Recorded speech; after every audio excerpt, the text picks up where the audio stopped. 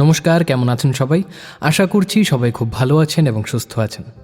আজকে আপনারা শুনবেন লেখিকা অমৃতা কোনারের শ্রেয়া অরিত্রী সিরিজের থেকে দ্বিতীয় গল্প আধার পেরিয়ে। আজকের গল্পটি আমরা নিয়েছি বিভা পাবলিকেশন থেকে প্রকাশিত মৃতেরা কথা বলে এই বইটির থেকে।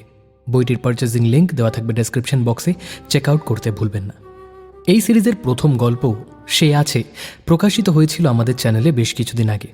যদি আপনারা এখনও সেই গল্পটি না শুনে থাকেন, এই গল্পটি শোনা শেষে সেই গল্পটি নিশ্চয়ই শুনে নেবেন।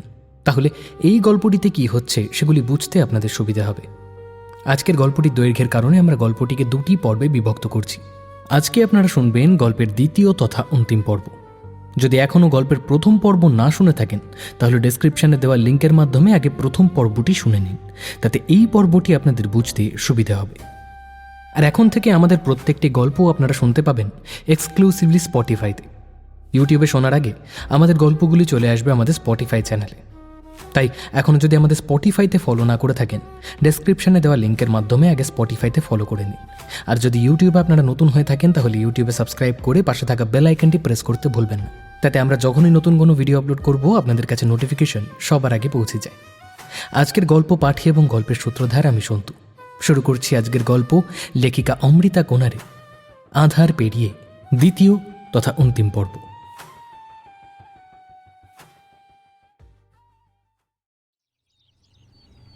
আসতে পারি? কে?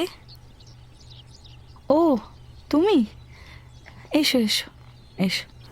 আঁকার খাতাটা বিছানায় রেখে উঠে দাঁড়ায় পিয়ালি। হাসি মুখে ঘরে ঢুকে আসে শ্রেয়া। এই ডিস্টার্ব করলাম না তো? এই না না, একদমই না। আমি তো একা একাই থাকি, আমার আর ডিস্টারবেন্স। একসময় কলেজ নিয়ে সারা দিন কেটে যেত। আমরা তাহলে গল্প করি একটু। আমি দেখলাম সায়ন্তনদা গাড়ি নিয়ে বেরিয়ে গেল, অফিসে গেল বুঝলাম, তাই চলে এলাম সময় কাটাতে। ভালো করেছ, গল্প করা যাবে। বস। তোমার শরীরটা কি খুব খারাপ পিয়ালিদি? খারাপ? সে তো সবসময়ই থাকি, আজকাল আর ভালো থাকি না গো। মনে হয় যত তাড়াতাড়ি পারি আমি আমার পিহুটার কাছে চলে যাই। পিয়ালিদি প্লিজ। সত্যি গো, আজকাল আর একদম ভালো যায় না শরীরটা। থাক, ছাড়ো আমার কথা, ছাড়ো, তোমার কথা বলো। কিছুই তো জানা হয়নি তোমার সম্বন্ধে। শ্রেয়া নিজের কথা, নিজের পড়াশোনার কথা, সদ্য বিয়ে হওয়ার কথা সবই গল্পের ছলে বলে গেল পিয়ালিকে। পিয়ালি নিজেই দুজনের জন্য 2 কাপ চা নিয়ে এসে শ্রেয়ার গল্প শুনতে শুরু করলো। শ্রেয়া লক্ষ্য করল পিয়ালির মুখটা আরও ফ্যাকাশে হয়ে যাচ্ছে। মনে হচ্ছে গল্প শুনতে শুনতেই সে হারিয়ে যাচ্ছে স্মৃতির অতলে। পিয়ালিকে বেশ খানিকটা অন্যমনস্ক হয়ে যেতে দেখে শ্রেয়া একবার ডাকল, পিয়ালিদি। পিয়ালি কোনো সাড়া দিল না। শ্রেয়া এবার চায়ের কাপটা পাশের টেবিলে নামিয়ে রেখে পিয়ালির কাঁধে একটা হাত দিল, আর সাথে সাথেই পিয়ালির যেন সম্বিত ফিরল। ও দেখেছো, তুমি বলে যাচ্ছ আর আমি না কেমন, আসলে তোমার বাবা মায়ের কথা, তোমার বোনের কথা, তোমার বিয়ের কথা সব শুনে না আমার কেমন যেন নিজের সেই সুন্দর মুহূর্তগুলো মনে পড়ে গেল জানো। কিন্তু জীবন আমার জন্য কিছু ভালো রাখেনি জানো শ্রেয়া, কিছু ভালো রাখেনি।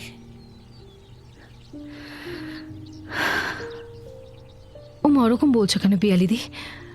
তোমার কষ্টটা আমি বুঝি, সেটা বলবো না, কিন্তু অনুভব করতে পারছি। তবুও বলবো, পিহুকে ভুলে নয়, কিন্তু ওর মতোই। সম্ভব নয় শ্রেয়া, একদম সম্ভব নয়। বেঁচে থাকার যেটুকু রসদ আমার মধ্যে ছিল সেটুকু পিউ যাওয়ার সাথে সাথে চলে গেছে। আসলে আমার জীবনের সব ঘটনা যে তুমি জানো না, তাই বুঝতে পারছো না। আমার পক্ষে আর নতুন করে কোনো কিছুকে আঁকড়ে বাঁচতে চাওয়া সম্ভব না। পারি না, আর পারবো না। কি ঘটনা? ও কিছু না, বাদ দাও। এসব বাজে জিনিস শুনে তোমার মন খারাপ করতে চাই না। তুমি একটা নতুন জীবনে সবেমাত্র পা দিয়েছো, তো নেগেটিভিটি ভালো নয় গো তোমার জন্য। তাছাড়া আমি তো এখানে থেকে কমাস পরে চলে যাব। সায়ন্তন বলেছে আমি একটু ঠিক হলে আবারও আমাকে বাড়ি ফিরিয়ে নিয়ে যাবে। আসলে ও বাড়িতে যেতেই আমার ইচ্ছে করে জানো শ্রেয়া। ওখানে আমার সব স্মৃতি, সব বিয়ের প্রথম থেকে বিহু, আমি, ওর বাবা, আমার সব স্মৃতি ওখানে। তোমার বাবা মা ওনারা আসেননি? ওনারা আসবেন কি করে? ওনারা তো অনেক দিন আগেই আমাদের থেকে দূরে চলে গেছেন। তো আমি বলেছিলাম না, আমার জীবনের গল্পটা বড্ড খারাপ। পিয়ালিদি, মা বলে নিজের চেপে রাখা কষ্ট অন্যকে বললে অনেক হালকা হওয়া যায়। আগে বুঝতাম না জানো, কিন্তু এখন বুঝতে পারি এমন একজনের কষ্ট। তুমিও আমাকে বলো না পিয়ালিদি, ট্রাস্ট মি, আমি তোমার কষ্ট লাঘব না করতে পারি, বাড়িয়ে তুলব না, এটুকু বিশ্বাস করতে পারো আমাকে। পিয়ালি বলতে শুরু করবে এমন সময় ওর মোবাইল বেজে উঠল। সায়ন্তনের ফোনটা ধরে একটু স্বাভাবিক স্বরে পিয়ালি বলল, হ্যালো, হ্যাঁ বলো। বলো মানে? এখন যে তোমার ওষুধ খাওয়ার টাইম, ওটা কি মনে আছে নাকি ম্যাডাম বেমালুম ভুলে গেছেন? এই রে, সত্যি ভুলে গেছিলাম। এরকম ভুলে গেলে হবে? তুমি আমাকে বলো তো। তুমি একটা কাজ করো, এক্ষুনি আগে আমি ফোনে থাকতে থাকতে ওষুধটা খেয়ে নাও, এখনই খাও। আরে আমি আসলে গল্প করতে করতে ভুলে গেছি। তুমি ফোনটা রাখো, আমি এক্ষুনি খেয়ে নিচ্ছি। গল্প মানে? উপরের মাসিমা এসেছেন বুঝি? পিয়ালি, তুমি একটা কথা শোনো, তোমার শরীরটা ভালো নেই, বেশি কথা বললে তুমি হাঁফিয়ে ওঠো। কি আর নতুন করে বলবো বলো তো তোমাকে, তুমি সবটাই জানো। আর তাছাড়া ওনার সাথে এই প্রসঙ্গে পুরনো কথা বলে যদি তুমি সবকিছু আবার মনে করো, তাহলে এখানে আসার তো কোনো মানেই হয় না। আরে ওপরের মাসিমা নন, শ্রেয়া এসেছে। কে শ্রেয়া? ভুলে গেলে? কালকে আলাপ হলো না? আচ্ছা সায়ন্তন, আমি এখন রাখছি, ঠিক আছে? ও এসেছে তো, একটু কথা বলি ওর সাথে। মনটা ভালো লাগছে বেশ, কদিন গল্প হয় না তো কারোর সাথে। তুমি দুপুরে লাঞ্চ করার আগে ঠিক সময় চলে এসো কিন্তু। ঠিক আছে, বাই। ফোনটা রেখে শ্রেয়ার দিকে ফিরে পিয়ালি। সায়ন্তনদা বেশ খেয়াল রাখে তোমার। রোজ সকালে উঠে রান্না করে যায়, আবার রাতটাও এসে করে। আমি অসুস্থ তো, তাই আমাকে রান্নাঘরে তেমন ঘেঁষতে দেয় না। কতবার বলেছি একটা কাজের লোক রাখি, তাও রাখবে না। কথাটা বলতে বলতেই একটা সাদা রঙের ওষুধের কৌটো থেকে একটা ওষুধ বের করে খেলো পিয়ালি। দেখলেই বোঝা যায় দাদা তোমার খুব কেয়ার করে, খুব আগলে রাখে তোমায়। ও আমার জীবনে না এলে আমার যে কি হতো আমি জানি না। এখনো ভাবলে কেমন লাগে। সেই মুহূর্তে বিজনেস, বিহু, আমি একা কি করে যে সব সামলাতাম। সেই মুহূর্তে সায়ন্তন না এলে আমার কি হতো আমি সত্যিই ভাবি এখন। আমি একা হাতে সত্যিই পারতাম না সবটা সামলাতে। ও এসে সমস্ত দায়িত্ব কাঁধে তুলে নিল। বিজনেস, আমি, পিহু, সবার দায়িত্ব সামলাতো। এলো? দাদা বাইরে থাকতো নাকি? বাইরে? হ্যাঁ, আমাদের জীবনের বাইরেরই মানুষ ছিল। মানে? ও ও কিছু না, ছাড়ো। আচ্ছা পিয়ালিদি, তুমি আমাকে ঠিক কীরকম ভাবো? মানে তোমার দ্বিধাবোধ হওয়ার কোনো কারণ নেই। আমি তোমার কথা জানলে, আমাকে সব বললে তুমি হালকা হবে, ভরসা করতে পারো। এই বাবা, এইরকম না শ্রেয়া, আসলে নিজের জীবনের অধ্যায়টা এতটা ঘেঁটে যাওয়া যে ভরসা করতে পারো। আসলে সায়ন্তন আমার প্রথম স্বামী নয়। কি? আমার জীবনটা রূপকথার মতো ছিল জানো, একদম রূপকথার মতো সুন্দর। আমি মা বাবার একমাত্র মেয়ে।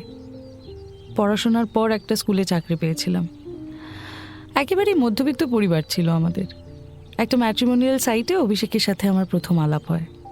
3-4 মাস কথা বলার পর আমাদের মধ্যে একটা সম্পর্ক গড়ে ওঠে। বাড়িতে জানালাম, অভিষেকের মা বাবা কেউ ছিলেন না। আত্মীয় স্বজন ছিল, তবে বিশেষ একটা কাছের কেউ ছিল না। অভিষেক ওর বাবা মায়ের মৃত্যুর পর খুব অল্প বয়স থেকেই ওদের ফ্যামিলি বিজনেস সামলায়, মানে সামলাতো, নিজেই সেটা অনেক কষ্ট করে দাঁড় করিয়েছিল। ট্রান্সপোর্টের বিজনেস ছিল আমাদের। ব্যাস, তারপর আমাদের বিয়েটাও হয়ে যায়। অভিষেক খুব ভালো মানুষ ছিল জানো, ওর এত প্রাচুর্য, এত ধনী পরিবার, কিন্তু কোনো অহংকার ছিল না, ভীষণ ডাউন টু আর্থ। আমাদের বিয়ের পরপরই সেটা বুঝতে পেরেছিলাম আমি। ও নিজে আমার মা বাবাকে বলেছিল জানো আমাদের বাড়িতে এসে থাকতে, বলে ওর বাবা মা তো নেই বহুদিন, বাড়িটা একটা অভিভাবকের দরকার। আমাদের বাড়িটা বিক্রি করে দিয়ে মা বাবাকে আমাদের কাছে চলে আসতে বলেছিলাম। তারপর আমাদের রূপকথার মতো জীবন শুরু হলো। পিহু এলো, কটা বছর দারুণ কাটলো। এর মাঝেই মা বাবা মাত্র কয়েক মাসের ব্যবধানে চলে গেল। পিহু, আমি আর ওর বাবা, তখন 3 জনের সংসার। কিন্তু কটা বছর পরেই সব শেষ। একটা কাজের থেকে ফিরছিল অভিষেক ওর নিজের গাড়িতে, আর ওটা অ্যাক্সিডেন্ট করে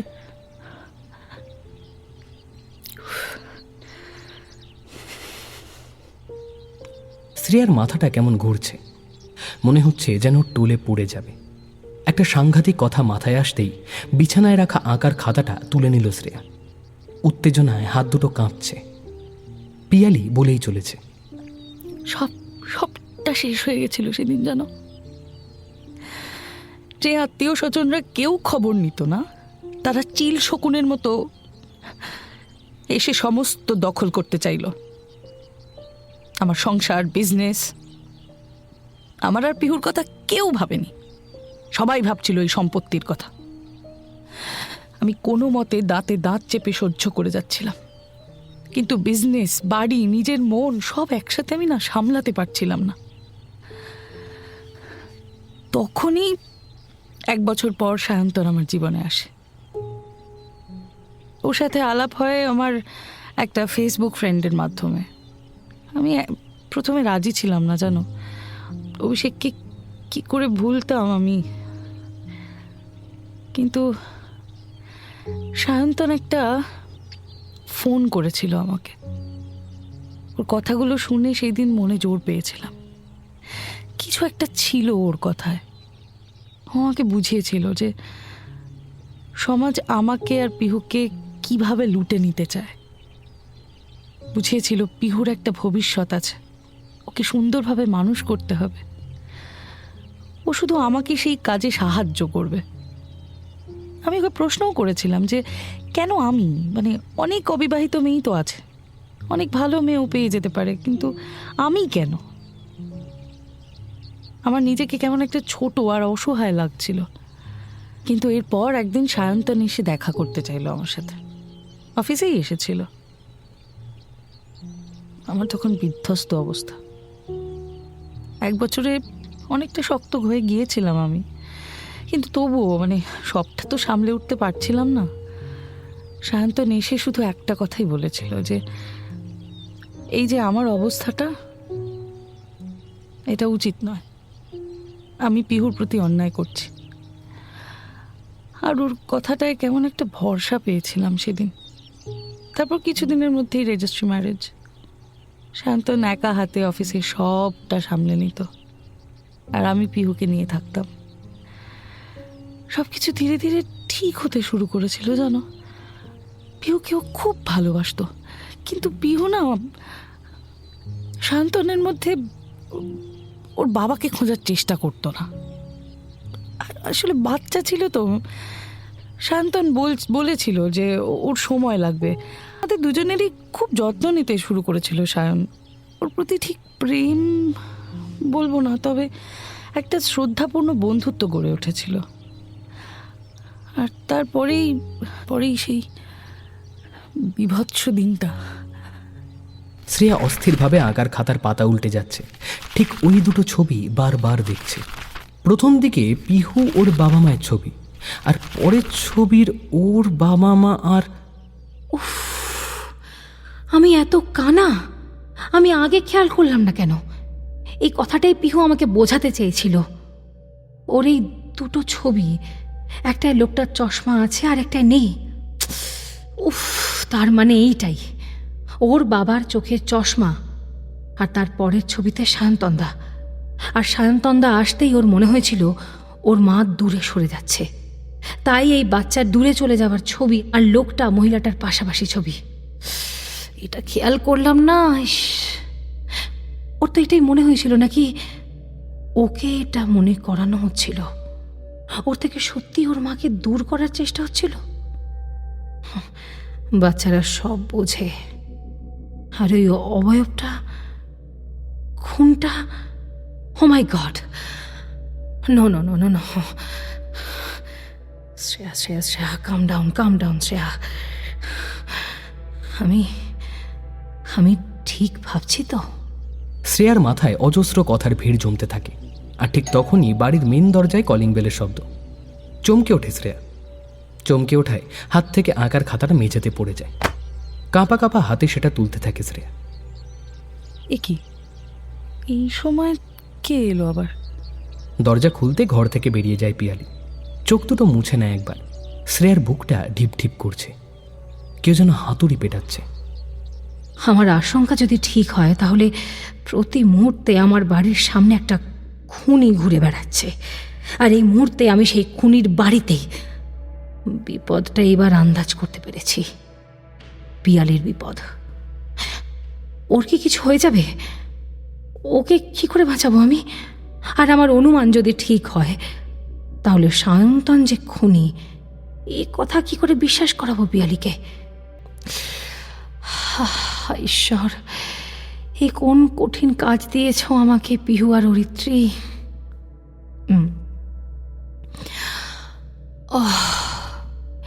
এ কোন কঠিন কাজ দিয়েছে আমাকে পিহু আর অরিত্রী। কি করে করব আমি এটা? এ কি, তুমি এত তাড়াতাড়ি? পিয়ালির গলা ভেসে এলো বাইরের থেকে। কেন তাড়াতাড়ি এসে কি তোমাদের মেয়েলি গল্পে বিঘ্ন ঘটালাম নাকি বলো তো? আরে তোমরা গল্প করো। আজ আমার তাড়াতাড়ি কাজটা আজ হয়ে গেল, তাই বাড়ি চলে এলাম। সায়ন্তনের গলাটা শুনে কেঁপে উঠল শ্রেয়া। লোকটা সাংঘাতিক একটা খুনি। নিজের অনুভূতি লুকাতে না পেরে শ্রেয়া কাঁপা কাঁপা পায়ে বেরিয়ে আসে ঘর থেকে। এ কি, চলে যাচ্ছেন নাকি? হ্যাঁ, না না না, মানে হ্যাঁ, ওই মানে দেরি হয়ে যাচ্ছে। আমি আজ আসি পিয়ালিদি। হ্যাঁ, আবার পরে গল্প হবে। আমার মনে পড়লো আবিরকে ফোন করতে হবে। হ্যাঁ, আসছি। আচ্ছা আচ্ছা, যাও। পিয়ালির কথা শেষ হওয়ার আগেই সায়ন্তনকে পাশ কাটিয়ে বেরিয়ে গেল শ্রেয়া। কি হলো হঠাৎ? কে জানে, মনে হয় তুমি আসা একটু অড ফিল করলো, তাই। এমনিতে কিন্তু খুব মিশুকে মেয়ে, জানো। পিয়ালি কথাটা বলে ঘরের দিকে এগিয়ে গেল। সায়ন্তন একবার চোখ সরু করে পিছন ফিরে তাকালো শ্রেয়ার চলে যাওয়ার দিকে।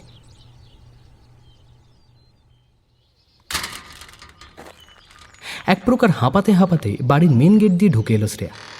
তারপর কোনো দিকে না তাকিয়ে সোজা দরজা দিয়ে ঢুকে দরজাটা ধপ করে বন্ধ করে দিল। বুকের ভিতর যেন কেউ খুব জোরে জোরে হাতুড়ি পেটাচ্ছে। দরজায় পিঠ ঠেসে দাঁড়িয়ে আছে শ্রেয়া। দু একবার পিছন ফিরে দেখছি, সায়ন্তন একটা অদ্ভুত সন্দিগ্ধ দৃষ্টিতে তাকিয়ে আছে আমার দিকে। ওই দৃষ্টিটায় চোখ পড়তেই ভিতর শূন্য হয়ে যায়। মনে হচ্ছিল যেন সব বুঝে গেছে সায়ন্তন। কিরে, কি হলো? দরজাটা ওরকম জোরে বন্ধের আওয়াজ? রান্নাঘর থেকে তড়িঘড়ি দরজার দিকে আসেন মঞ্জিরা দেবী। তারপর শ্রেয়াকে ওভাবে দেখে রীতিমতন ভয় পেয়ে যান। হেই, কি হয়েছে রে তোর? এইরকম করছিস কেন? কি হলো কি তোর? ওই ওই কুকুর ছিল একটা, ভয়ঙ্কর কুকুর। ওই ব্যানার্জি জেঠুদের বাড়ি থেকে আসার সময় একদম গায়ে উঠে আসতো আর একটু হলে। যাকে বাদ দাও না। ও মা, আমাকে এক কাপ চা দাও না প্লিজ। চাটা খেয়ে স্নান সেরে আসবো। দিচ্ছি বাবা। একটু জল খেয়ে তুই আগে সোফায় বস। মঞ্জিরা দেবী রান্নাঘরের দিকে চলে গেলেন। শ্রুতি কলেজে আর সুজয়বাবু অফিসে। বাড়িতে এখন ওরা দুজন।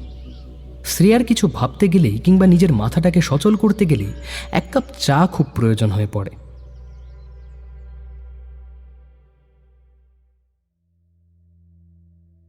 আমি যেটা ভাবছি সেটাই কি ঠিক তাহলে?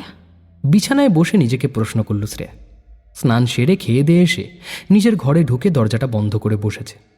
মা নিজের পছন্দের সিরিয়ালে মগ্ন হয়ে থাকে দুপুরটা। এই ফাঁকা সময়টা আগে শ্রেয়া পড়াশোনা নইলে গল্পের বই পড়ে কাটিয়ে দিত। আজও তেমনই ফাঁকা সময়, কিন্তু গল্পের বই আজ আর সঙ্গী নয়। ওর জীবনে যা ঘটছে তা কি রুদ্ধশ্বাস থ্রিলার গল্পের চেয়ে কম কিছু? আর সবচেয়ে সাংঘাতিক বিষয় হলো ও এখন পাঠক নয়, ওই এখন গল্পের আসল চরিত্র, যাকে মাঠে নেমে একটা সাংঘাতিক খুনির আসল চেহারা সবার সামনে আনতে হবে। অরিত্রী এসে শ্রেয়ার পাশেই বসল। হ্যাঁ শ্রেয়া, সায়ন্তনী। উফ, ওই অবয়বটা আমার স্বপ্নের সেদিন সায়ন্তন, মানে পিহু এটাই দেখাতে চাইছিল আমায়। ও বারবার এটাই বোঝাতে চেয়েছে, ওর যে সুবিচার চাই শ্রেয়া। অরিত্রী, আমি কি করে? ওই লোকটা একটা সাংঘাতিক খুনি, ও একটা নিরীহ বাচ্চাকে। উফ, আমার কথা কেউ বিশ্বাস করছে না অরিত্রী। ওহ, তুমি বুঝতে পারছো না অরিত্রী, আমার কথা কেউ বিশ্বাস করবে না। আচ্ছা কেনই বা করবে? কি প্রমাণ আছে আমার কাছে? পিহুর আত্মাকে আমি দেখতে পাই, এটা বললে কেউ বিশ্বাস তো করবেই না, আমাকে উল্টে পাগল প্রমাণ করে ছাড়বে। অরিত্রী, অরিত্রী, অরিত্রী, অরিত্রী, আমি এবারে কি করব? তুমি বলো প্লিজ, এর কি উপায় আছে? আমার জন্য পেরেছিলি তো, পিহুর জন্যও পারবে, পারতেই হবে। না হলে আরো বড় বিপদ ঘটতে চলেছে। পিয়ালিদের কথা বলছো তো? হ্যাঁ শ্রেয়া, সায়ন্তন পিয়ালিকেও মেরে ফেলতে চায়। ওকেও যে বাঁচাতে হবে তোমায়। হা, অরিত্রী, আমার মাথা কাজ করছে না। আচ্ছা, তোমরা কিছু করতে পারো না? মানে তুমি আর পিহু ভয় দেখিয়ে বা কিছু? আমিও আগে তাই ভাবতাম শ্রেয়া, মরে যাওয়ার পর বুঝি মানুষের অনেক রকম ক্ষমতা হয়, কিন্তু মৃত্যুর পর বুঝলাম এ এক অন্য জগৎ। আমরা চাইলেই সবাইকে দেখা দিতে পারি কই? যে চায় সে ঠিক দেখতে পারে। তুমি আমাদের দেখতে পাও বলে তোমার মাধ্যমে আমাদের সমস্যার সমাধান করতে পারি। এখন মনে হয় ওসব গল্পের বইয়েই হয় শ্রেয়া। পেয়েছি, আমাকে আগে শুরু থেকে শুরু করতে হবে। কিভাবে? আমাকে আগে সায়ন্তনের ঠিকুজি গোষ্ঠী বের করতে হবে। ওর ফ্যামিলি সম্পর্কে পিয়ালিদি বিশেষ কিছু বলেনি, তার মানে পিয়ালিদিও জানে না। আর না হলে সায়ন্তনের হয়তো বাবা মা বলে সেরকম কেউ নেই। আর হ্যাঁ, সায়ন্তনের সাথে পিয়ালিদির আলাপ হয় একটা ফেসবুক ফ্রেন্ডের মাধ্যমে। ফেসবুক। মুখটা উজ্জ্বল হয়ে ওঠে শ্রেয়ার। পাশ থেকে মোবাইলটা নিয়ে নিজের ফেসবুকটা খুলে সার্চ বারে গিয়ে টাইপ করলো পিয়ালি সেন। পিয়ালি ওর আগের বড় সারনেমটাই ব্যবহার করে, সায়ন্তনের সারনেম আলাদা, ঘোষ। শ্রেয়া যেদিন প্রথম আলাপে পিয়ালির আর সায়ন্তনের নাম শুনেছিল, ভেবেছিল পিয়ালি হয়তো নিজের বাপের বাড়ির সারনেম ব্যবহার করে, কিন্তু এখন বিষয়টা ক্লিয়ার ওর কাছে। বেশ কয়েকটা পিয়ালির পর শ্রেয়া পেল আসল পিয়ালিকে। বুঝতে অসুবিধা হয়নি, কারণ প্রোফাইল পিকচারে পিয়ালির সাথে সেই পিহুর ছবি, যার মুখটা শ্রেয়ার এখন ভীষণ চেনা। পিয়ালির প্রোফাইল থেকে সায়ন্তনকেও পাওয়া গেল। সায়ন্তনের প্রোফাইলে কাজের জায়গায় লেখা ওনার of Sen transport private limited. রাগে গাটা শিরশির করে উঠল শ্রেয়া। বাহ, সেন ট্রান্সপোর্টের মালিক, এটাই তো চাইছে, বিজনেস বাড়ি সব ওর হয়ে যাক। দারুণ ধান্দা ফেঁদেছে, একটা খুনি শয়তান ফ্রড। তোর মুখোশ আমি খুলেই ছাড়ব। পিয়ালি আর সায়ন্তনের ফ্রেন্ড লিস্ট ধরে দেখতে থাকলো শ্রেয়া, কমন কে আছে। বেশ ঘেটে ঘুটে প্রায় 1 ঘন্টা পর শ্রেয়া আবিষ্কার করলো গোটা 25টা মিউচুয়াল ফ্রেন্ড ওই দুজনের মধ্যে। এর মধ্যে 10 জন পুরুষ এবং বাকি 15 জন মহিলা।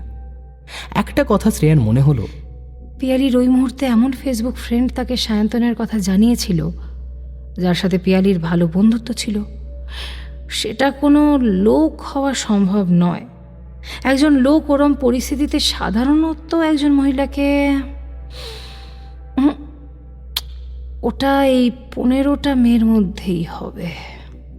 শ্রেয়া তবুও লোকগুলোর প্রোফাইল একবার ঢুঁ মারল। এরা প্রত্যেকেই সেন ট্রান্সপোর্টের এমপ্লয়ি। এই সূত্রেই তাহলে ফ্রেন্ড লিস্টে আছে। এরপর শ্রেয়া ওই 15টা মেয়ের প্রোফাইল একে একে চেক করতে শুরু করলো। এদের মধ্যে 13 জন ওই কোম্পানির এমপ্লয়ি, রইল আর 2 জন। শ্রেয়া 2 জনের মধ্যে প্রথম যার প্রোফাইল খুলল সে বিবাহিতা, এবং অ্যাবাউটে গিয়ে দেখা গেল সে পিয়ালির কলেজে একসাথেই পড়েছে। তার মানে এ হলো পিয়ালির কলেজ ফ্রেন্ড, কিন্তু পিয়ালি বলেছিল ফেসবুক ফ্রেন্ড। এ হয়তো পিয়ালির সায়ন্তনের সাথে বিয়ের পর সায়ন্তনের সাথে ফেসবুক ফ্রেন্ড হয়েছে। তার মানে এই দ্বিতীয় জনই আসল ঘটক। শ্রেয়া মেয়েটির প্রোফাইলে ঢুকলো। মোটামুটি সিকিউরড প্রোফাইলটা। লাস্ট কয়েকটা ছবি আর কিছু পাবলিক করা পোস্ট দেখা যাচ্ছে। অ্যাবাউটে লেখা দিল্লির একটি কলেজে পড়েছে, কিন্তু বেশি ছবি দেখতে পাওয়া যাচ্ছে না। বর্তমানে লেখা আছে একটি প্রাইভেট কোম্পানিতে কাজ করে। আরে এটা তো আবিদের কোম্পানি। কি একটা যেন মনে হলো শ্রেয়ার। ঝটফট একবার সায়ন্তনের প্রোফাইলটাই গেল। ওর অ্যাবাউটে গিয়ে দেখল দিল্লির একই কলেজ, একই ইয়ারে পাস আউট। গ্রেট, এই মেয়েটাই সেই ঘটক।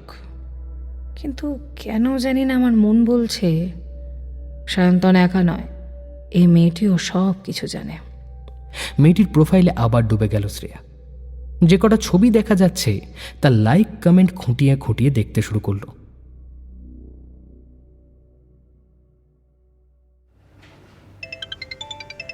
হ্যাঁ বলো। শ্রেয়ার ফোন দেখে তড়িঘড়ি রিসিভ করলো আবির। কোথায় তুমি? এই তো অফিসে। 5টা বাজে আবির, বলেছিলাম না আজ থেকে আগের টাইমে ফেরার চেষ্টা করবে। কাজ গোছাও তাড়াতাড়ি। আরে হ্যাঁ, আগের টাইমেই বেরোবো। দাদাভাইকেও ফোন করেছিলাম, দাদাভাই বাড়ি ফিরে গেছে, আমিও ফিরবো তাড়াতাড়ি। Shreya, thank you so much. আজ খুব হালকা লাগছে নিজেকে, কেমন যেন একটা একটা খুশি হচ্ছে। হ্যাঁ জানি, আমারও বেশ হালকা লাগছে। কেমন যেন পাহাড়টা সরে গেছে মনে হচ্ছে। একদম ঠিক বলেছো। আচ্ছা শোনো না, বলছি একটা কাজ করতে হবে তোমাকে। তুমি এটা পারবে তাই তোমাকে বলছি। আরে বলো না। আমার একজনের সম্পর্কে ইনফরমেশন চাই, যতটা পারা যায় ডিটেলসে। যাব বাবা, আমি কি পুলিশ নাকি? দূর, এটা তোমাদের অফিসেরই এমপ্লয়ি, তাই বলছি। শ্রেয়া, আমাদের অফিসের অনেকগুলো বিল্ডিং, তাতে অনেকগুলো ডিপার্টমেন্ট আর বিভিন্ন ভাগও আছে। সব এমপ্লয়ি ডিটেলস আমার কাছে কি করে থাকবে বলো তো? আজব তো, এ তো আগে থেকেই হাত উল্টে দেয়, বিরক্তিকর। আচ্ছা আচ্ছা, রেগে যাচ্ছ কেন? বলো বলো, দেখছি কি করা যায়। শ্রীনন্দা হালদার চেনো? শ্রীনন্দা হালদার? আমার এক জুনিয়র আছে শ্রীনন্দা নামে, কিন্তু ও তো হালদার নয়, ঘোষাল। না, চিনি না। আমাদের অফিসের? হ্যাঁ তোমাদেরই অফিসে। আচ্ছা শোনো, এর বিষয়ে সমস্ত ডিটেলস আমার চাই, যত তাড়াতাড়ি সম্ভব। আর আমি তোমাকে ওর ছবিও পাঠাচ্ছি। এই কি দরকার বলো তো? হঠাৎ করে আমাদের অফিসের কোন এক এমপ্লয়ি, তার পিছনে কেন পড়লে তুমি? পরে বলবো, কাজ মিটলে হয়তো তুমি নিজেই বুঝতে পারবে। ফোনটা রেখে দেয় শ্রেয়া। তারপর শ্রীনন্দার প্রোফাইল থেকে ওর একটা ছবি খুঁজে আবিরকে হোয়াটসঅ্যাপ করে। দেখেছো একে? না তো, একে চিনি না। আজকাল সব মেয়েদের মুখগুলো কেমন যেন একই রকম লাগে, সব একই রকমের সাজগোজ। আবিরের মেসেজটা দেখে আর হাসি চেপে রাখতে পারে না শ্রেয়া, কিন্তু পরক্ষণেই ওর মাথায় একটা দুশ্চিন্তা দেখা গেল। পিয়ালির কি হবে? ওকে তো বাঁচতে হবে, কিন্তু কিভাবে? ইয়েস, ওষুধ। কাল যেভাবেই হোক ওই ওষুধের একটা স্যাম্পল জোগাড় করতে হবে। তারপর সেটা টেস্টের ব্যবস্থা যদি করা যায়, আগে ওই একটা স্যাম্পল তো জোগাড় করা যাক, তারপর ব্যবস্থা। কিন্তু সেটা করতে গেলে আবার ওই বাড়িটায় যেতে হবে।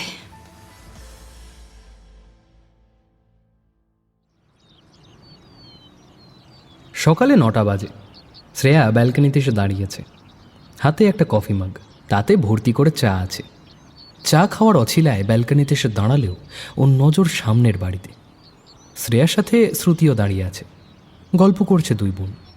শ্রেয়া লক্ষ্য করছে সায়ন্তন বেরিয়ে আসছে, এইবার গাড়িতে উঠে অফিসের জন্য রওনা দেবে।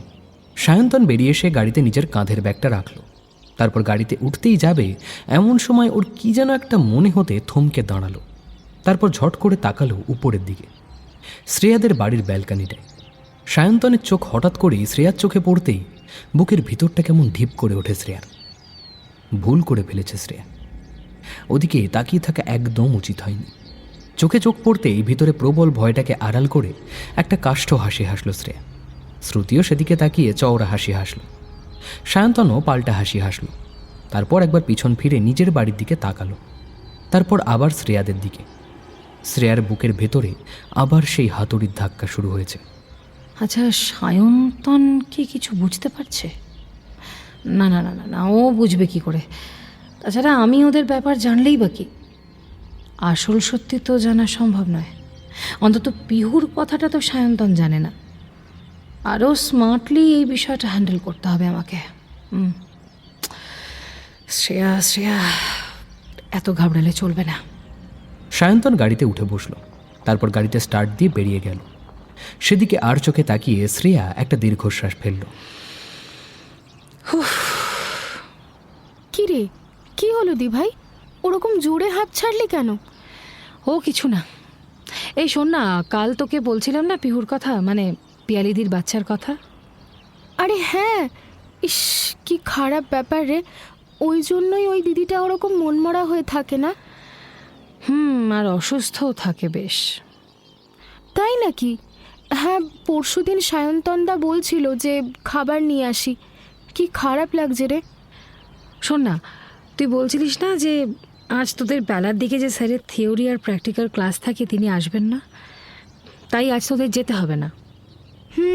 সকালেই জানলাম তো, তিন্নি তো ফোনে জানালো। কেন রে? বলছিলাম একটু পিয়ালিদির সাথে গল্প করতে যাব, তুইও চল না। হ্যাঁ, যেতেই পারি, চল, আমারও আলাপ হয়ে যাবে। বেশ, তুই রেডি হয়ে নে, আমিও রেডি হয়ে আসছি। শ্রুতি নিজের ঘরে যেতেই শ্রেয়া আবিরকে ফোন করল। হ্যালো। কিছু জানতে পারলে? এরকম হুট করে বাড়িতে বসে এমপ্লয়ি ডিটেলস পাওয়া যায় না, আর তাছাড়া অনেক এমপ্লয়ি। এই শোনো, কাজটা আজ দুপুরের মধ্যে হবে কিনা বলো। আরে এই মেয়ে তো দেখছি বুঝতেই চায় না। এমনিতেই একটা মেয়ের পিছনে টিকটিকিগিরি করাচ্ছ, আমাকেই না শেষে লোকে চরিত্রহীন ভেবে বসে। আরে অত ভেবো না, তোমার বউই তোমায় এই কাজে লাগিয়েছে। আর এর বাইরে অন্য মেয়ের খোঁজ খবর নিতে গেলে সেই বউটাই ডান্ডা পেটা করবে, মাথায় রেখো। আর কাকে বলবে এ নিয়ে তো ভাবছো কেন? সুমিতদাকে সঙ্গে নাও। হ্যাঁ, ওই এক আছেন, এটা আমার বন্ধু না তোমার দাদা, তাই ভাবি। এই চুপ, ও দুটোই। এখন আগে আমার কাজটা তোমরা দুজন মিলে উদ্ধার করো তো প্লিজ। আগে হ্যাঁ মহাশয়, এবার আমি রেডি হই, নইলে আপনার দেওয়া কর্ম উদ্ধার করতে পারবো না যে।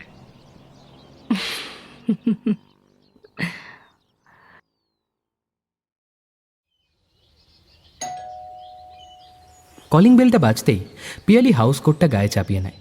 বিছানায় বসে একটা গল্পের বই পড়ছিল। চুলটা ক্লাচার দিয়ে তুলে একটা হাত খোপা করে আটকে নেয়। দরজা খুলে শ্রেয়া আর শ্রুতিকে দেখেই মুখটা হাসিতে ভরে যায় পিয়ালির। ওমা, তোমরা এসো এসো। হ্যাঁ, তুমি আসলে একা আছো, আর আজ বোনেরও ছুটি, তাই চলে এলাম দুজনে মিলে। বোন বায়না ধরেছিল তোমার সাথে আলাপ করবে। আগের দিন ওর কথা হয়নি না ঠিক করে। শ্রেয়া শ্রুতির দিকে আর চোখে তাকালো। শ্রুতি বেমালুম আকাশ থেকে পড়া গোবেচারার মতন দিদির দিকে তাকালো। ও তো বায়না ধরেনি। শ্রেয়া কুনুই দিয়ে একটা পিঠে গুঁতো মারতেই শ্রুতির দম দেওয়া পুতুলের মতন পিয়ালির দিকে তাকিয়ে বলে ওঠে, হ্যাঁ, তুমি কি ভালো গো, কিন্তু আলাপটাই হয়নি। এসো এসো, ভেতরে এসো।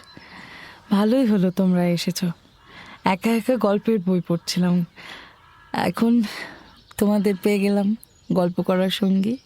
এসো বসো, ফ্রিজে অল্প একটু মিষ্টি আছে, সেটাই দেব, না করবে না কিন্তু। হ্যাঁ, আগের দিন শ্রেয়া কিচ্ছু খেয়ে যাওনি। বসো।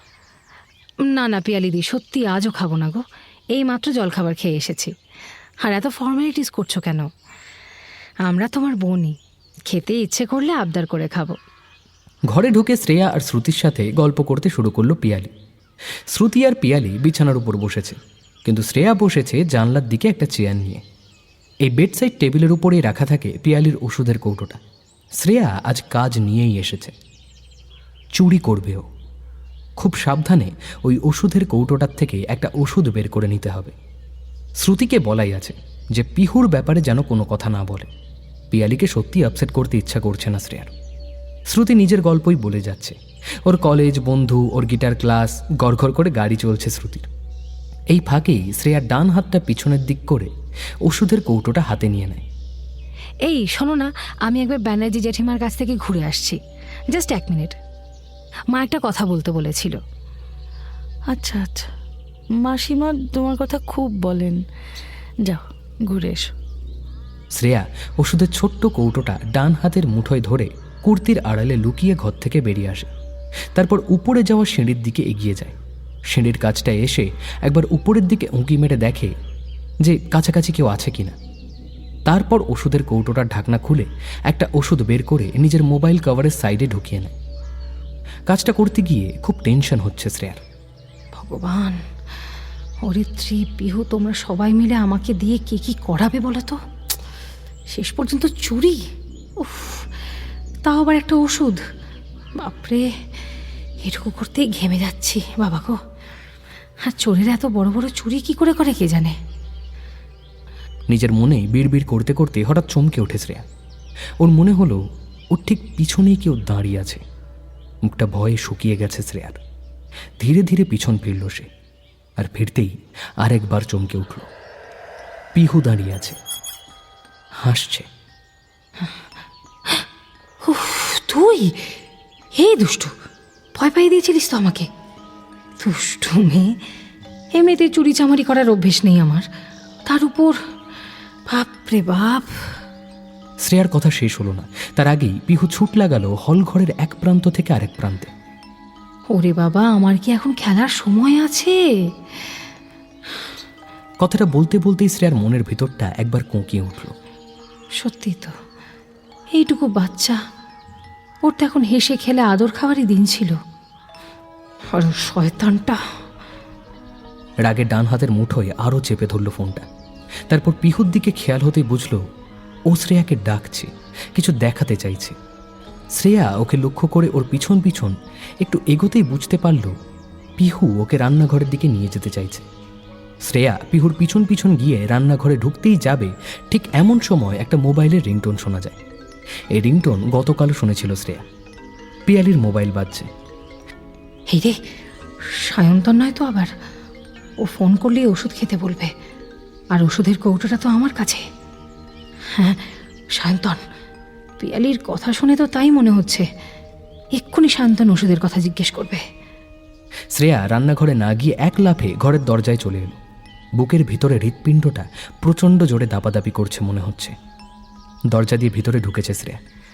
হ্যাঁ হ্যাঁ, ওষুধটা তো এখানেই তো রেখেছিলাম। কোথায় গেল খুঁজে পাচ্ছি না গো। আচ্ছা দাঁড়াও, একটু দাঁড়াও দাঁড়াও। ফোনটা কানে ধরে রেখেই পিয়ালি বেডসাইড টেবিলের ড্রয়ারগুলো দেখতে শুরু করল। বিছানার কাছে এসে শ্রেয়া বলল, কিছু খুঁজছো পিয়ালি দি?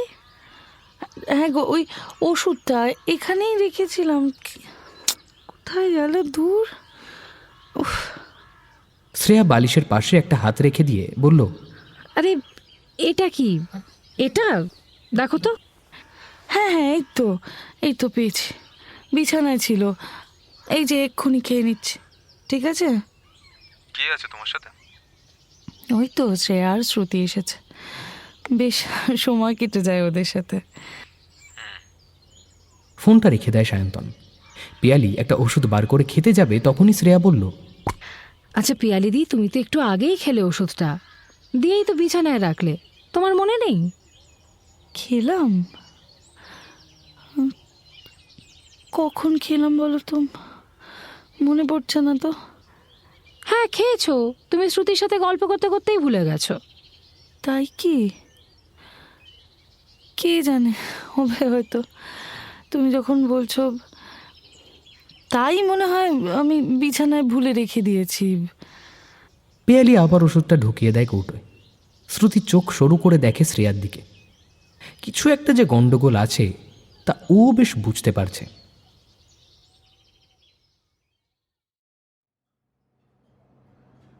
এই সুমিত, একটা কাজ আছে। ক্যান্টিনে এসে সুমিতের সাথে একটা টেবিলে বসতে বসতে কথাটা বলল আবির। হ্যাঁ বল। এই যে ছবিটা, একে চিনিস? দেখ তো। মোবাইলটা সুমিতের দিকে এগিয়ে দেয় আবির। সুমিত মোবাইলটা নিয়ে ভুরু কুঁচকে একবার ছবিটা দেখে, তারপর ছবিটাকে বার করে জুম ইন জুম আউট করে আবিরের দিকে সন্দিগ্ধ দৃষ্টিতে তাকিয়ে বলে, শ্রেয়া জানে তুই এসব করছিস? হ্যাঁ, লজ্জা করে না?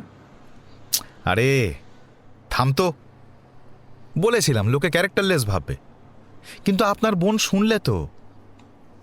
এটা শ্রেয়ারই দেওয়া কাজ। বাবা, বলিস কি রে? শ্রেয়া হঠাৎ মেয়েদের পিছনে তোকে? হ্যাঁ,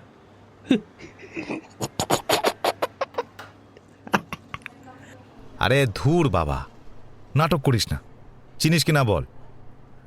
আজ দুপুরের মধ্যে তোকে আর আমাকে মিলে কাজটা করতে হবে বলেছে। কি আমাকেও কাজ দিয়েছে? তার মানে সিরিয়াস কিছু ব্যাপার আছে মেয়েটার। তা কি বলছে শ্রেয়া? না রে, বলেছে বলা যাবে না, কাজটা হলে নাকি এমনিই সবাই জানতে পারবে। আচ্ছা, তাহলে চল এর ডিটেলসটা বের করে একটু নজরদারি করি। আপডেট দিতে হবে তো দুপুরের মধ্যে। চাটা খেয়ে চল।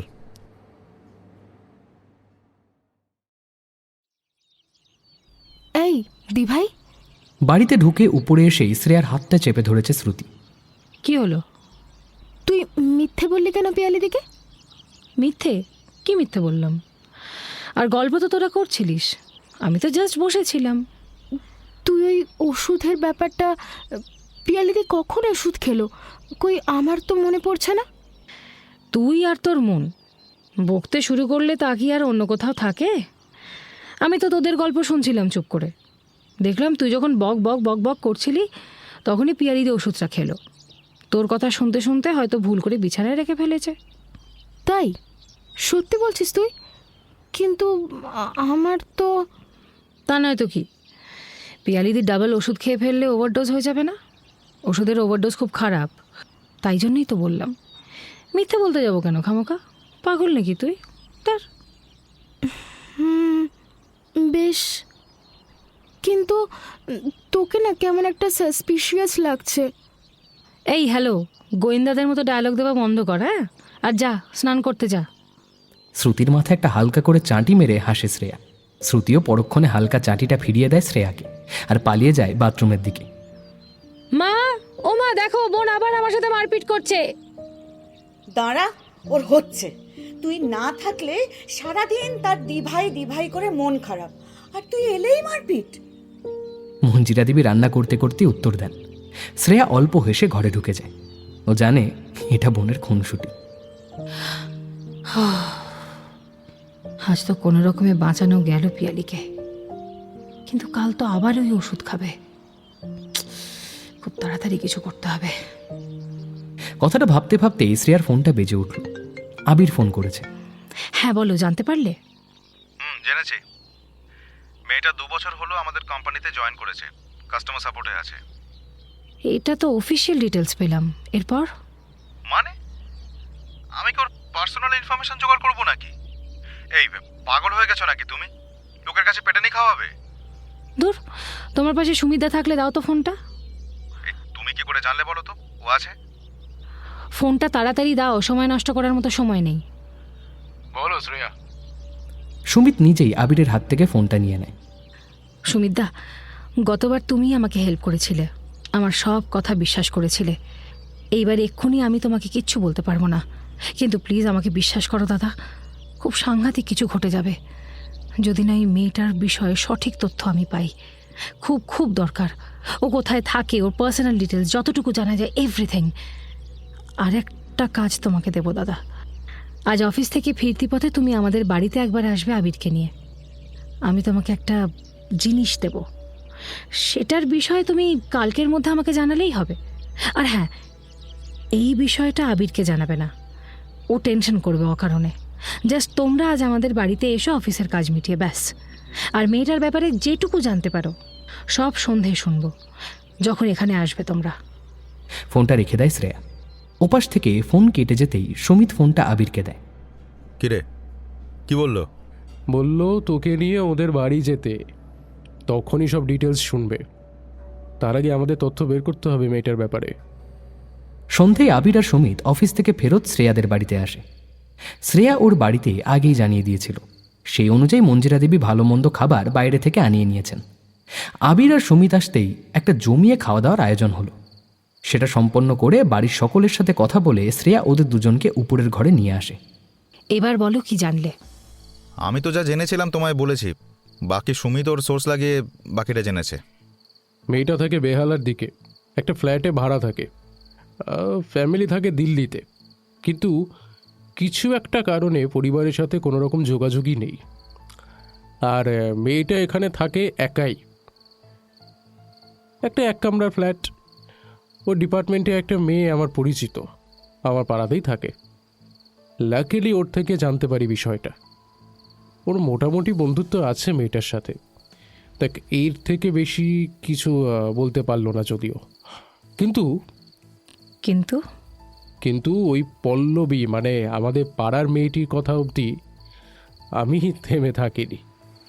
আমি মেয়েটাকে দেখতে পাই, হ্যাঁ, এবং বেরোনোর কিছুক্ষণ আগে থেকে ফলো করি মেয়েটাকে। আর ওকে দেখলাম অফিস থেকে বেরিয়ে একটা প্রাইভেট গাড়িতে উঠে গেল। প্রাইভেট গাড়ি? আচ্ছা, গাড়িটার রং কি ছিল? কালো। একবার ব্যালকনিতে এসো তো। শ্রেয়া এগিয়ে যায় ব্যালকানিতে, পিছন পিছন সুমিত আর আবিরও। শ্রেয়া সামনের দিকে তাকিয়ে ব্যানার্জি জেঠুদের বাড়ির সামনের লনটার দিকে দেখিয়ে বলল, এইটা কি?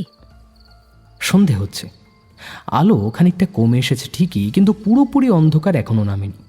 তার উপর স্ট্রিট লাইটের আলোগুলো অন্ধকার নামার আগেই জ্বলে ওঠে, বেশ পরিষ্কার দেখা যাচ্ছে। সামনের বাড়ির লনে ঢালাই করা শেডের নিচে দাঁড়িয়ে আছে একটা গাড়ি, কালো রঙের। সুমিত সেদিকেই ভালো করে তাকিয়ে বলল, গাড়ির ব্যাপারে ভুল আমার হতে পারে না, এই মডেল, একই রং, একদম এই গাড়িটাই। কিন্তু এইটা কি না তা ঠিক বলতে পারবো না। কিন্তু তুমি, তার মানে তুমি এই সামনের বাড়ির গাড়িটাকে, তার মানে এটা সেই ভাড়াটেদের ব্যাপার, তার মানে এটা সেই ভাড়াটেদের ব্যাপার। এই শ্রেয়া, কি ব্যাপার খুলে বলো তো। বলছি, ভিতরে যাও আগে। আবির আর সুমিত ঘরে ঢুকতেই যাচ্ছে, এমন সময় একটু পিছিয়ে এসে সুমিতের হাতে একটা ছোট্ট ওষুধের খাম দিয়ে দেয় শ্রেয়া। সুমিত বুঝতে পারে এটাই সেই কাজ। চট করে সেটাকে চালান করে দেয় নিজের প্যান্টের পকেটে। এইবার তো বলো। আসলে ওই সামনের বাড়িতে যে দিদিটা এসেছেন, ওর নাম পিয়ালিদি। তো একদিন আমাকে ডেকে বলল ও সমস্ত কথা। তাতেই জানতে পারলাম যে ওর হাজবেন্ডের একটা এক্সট্রা ম্যারিটাল অ্যাফেয়ার চলছে। খুব মেন্টাল প্রেশারে আছে পিয়ালিদি, তাই তো ওর ওষুধও চলে, ভীষণ অসুস্থ। পিয়ালিদি জাস্ট ওর বরের পুরনো বান্ধবী আর ওর বরকে সন্দেহ করছিল, কিন্তু এখন সন্দেহটা ঠিকই দেখছি। সে কি? আর এই মেয়েটার কথা তুমি জানলে কি করে? ফেসবুকে তো সবার ঠিকুজি গোষ্ঠী পাওয়া যায়, তা তো জানোই। ওই পিয়ালিদি জাস্ট ওর নাম বলেছিল, এটুকুই। কি অবস্থা! সত্যি। যাক, আর কিছু দরকার নেই, কাজ তো হয়ে গেছে, এটুকুই জানার ছিল। তোমাদের আর কিছু জানতে হবে না। এইসব মেয়েদের থেকে বাবা একটু সাবধানে থাকাই উচিত। শ্রেয়ার কথা শেষ হতেই শ্রুতি ঢুকে আসে চা নিয়ে সকলের জন্য। এরপর কিছু আড্ডা হয় আর আবির আর সুমিত বেরিয়ে যায়। আবির যাওয়ার সময় শ্রেয়ার মনটা খারাপ হয়ে যায় ভীষণ। আবিরও বারবার ফিরে তাকাচ্ছিল। ওরা নিজেদের গাড়িতে উঠে রওনা দিতেই শ্রেয়া আবিরকে ফোন করে বলে 2-3 দিন পর যেন আবির আবার এসে দেখা করে। কথাটা শুনে আবিরের মনটাও খুশি হয়ে যায়। এরপর শ্রেয়া সুমিতকে ফোন করে বলে, সুমিতদা, ওটা কিসের ওষুধ সেটা কাল বেলার মধ্যেই যে করে হোক জেনে আমাকে বলো প্লিজ।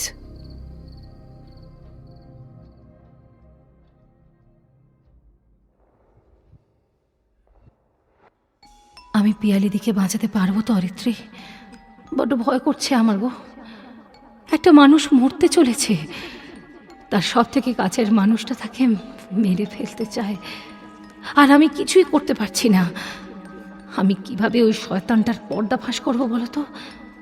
আমি তো পুলিশ গোয়েন্দা কেউ নই, একটা সিম্পল সাধারণ মানুষ। আমি জানি শ্রেয়া, তুমি পারবে, তোমাকে পারতেই হবে। পিহুর যে তুমি ভরসা। পিহু, ওই বাচ্চাটার কথা ভাবলেই চোখ ফেটে জল আসছে গো। খেলার বয়স এখন ওর, আর জানো, আজ ওকে আবার দেখেছি আমি ও বাড়িতে। আমার সাথে খেলতে চাইছিল, আমাকে বারবার রান্নাঘরের দিকে টেনে নিয়ে যাচ্ছিল। কেন কে জানে।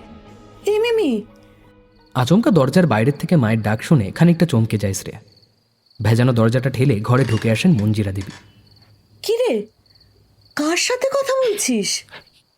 কই, কারোর সাথে না তো, ওই ফোনে কথা বলছিলাম। ও আচ্ছা, ঠিক আছে, শুয়ে পড় বাবা, অনেক রাত হয়েছে। শ্রেয়ার ব্যালকনির দরজাটা বন্ধ করে দিয়ে ঘরের আলো নিভিয়ে শ্রেয়াকে ইশারায় শুতে বলে মঞ্জিরা দেবী চলে যান। শ্রেয়া শুয়ে পড়তে দরজাটা আলতো করে ভেজিয়ে বেরিয়ে যান উনি। শ্রেয়ার চোখে ঘুম সহজে আসে না। অন্ধকার ঘরে চোখ বুজে শুয়ে থাকতে থাকতেই দু চোখের পাতা এক হয়ে আসে ওর। ব্যানার্জি জেঠুদের বাড়ির উঠোনটায় খেলে বেড়াচ্ছে ছোট্ট পিহু। কি উজ্জ্বল মুখটা ওর। পিয়ালি এসে ওকে কোলে তুলে নিল, খুব আদর করল, তারপর ঘরে নিয়ে গেল। শ্রেয়া পিছন পিছন ঢুকে যাচ্ছে ওদের বাড়িটায়। পিহু হাত নেড়ে ডাকছে শ্রেয়াকে মায়ের কোল থেকে। শ্রেয়া এগিয়ে যাচ্ছে মন্ত্রমুগ্ধের মতো। পিহু হাত নেড়ে ইশারায় শ্রেয়াকে রান্নাঘরে যেতে বলছে। শ্রেয়া রান্নাঘরে যাচ্ছে, সেখানে রান্না হচ্ছে কিছু। সায়ন্তন রান্না করছে, গরম ভাত থালায় নিচ্ছে। তারপর উপরের তাক থেকে কি একটা যেন ছোট্ট শিশি নামালো। তার মধ্যে থেকে কিছু সাদা সাদা জিনিস গুঁড়ো দুধের মতন ছড়িয়ে দিল। শ্রেয়া দেখছে, কি দেখছে জানে না, শুধুই দেখছে। শ্রেয়াকে কেউ দেখতে পাচ্ছে না, শুধু পিহু ছাড়া।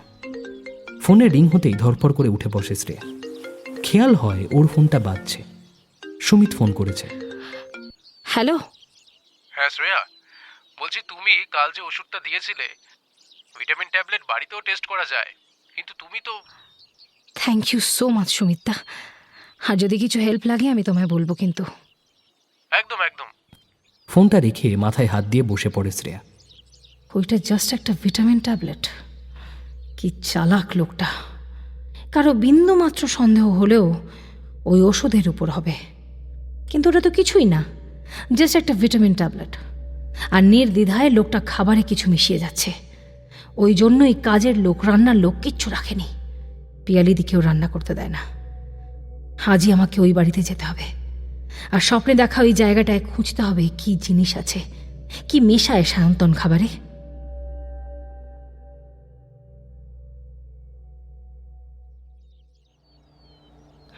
বোন, বোন, এই বোন, ওর দরকার আছে। শ্রেয়া পাশের ঘরে এসে শ্রুতির কাঁচা ঘুমটা ভাঙিয়ে দেয়।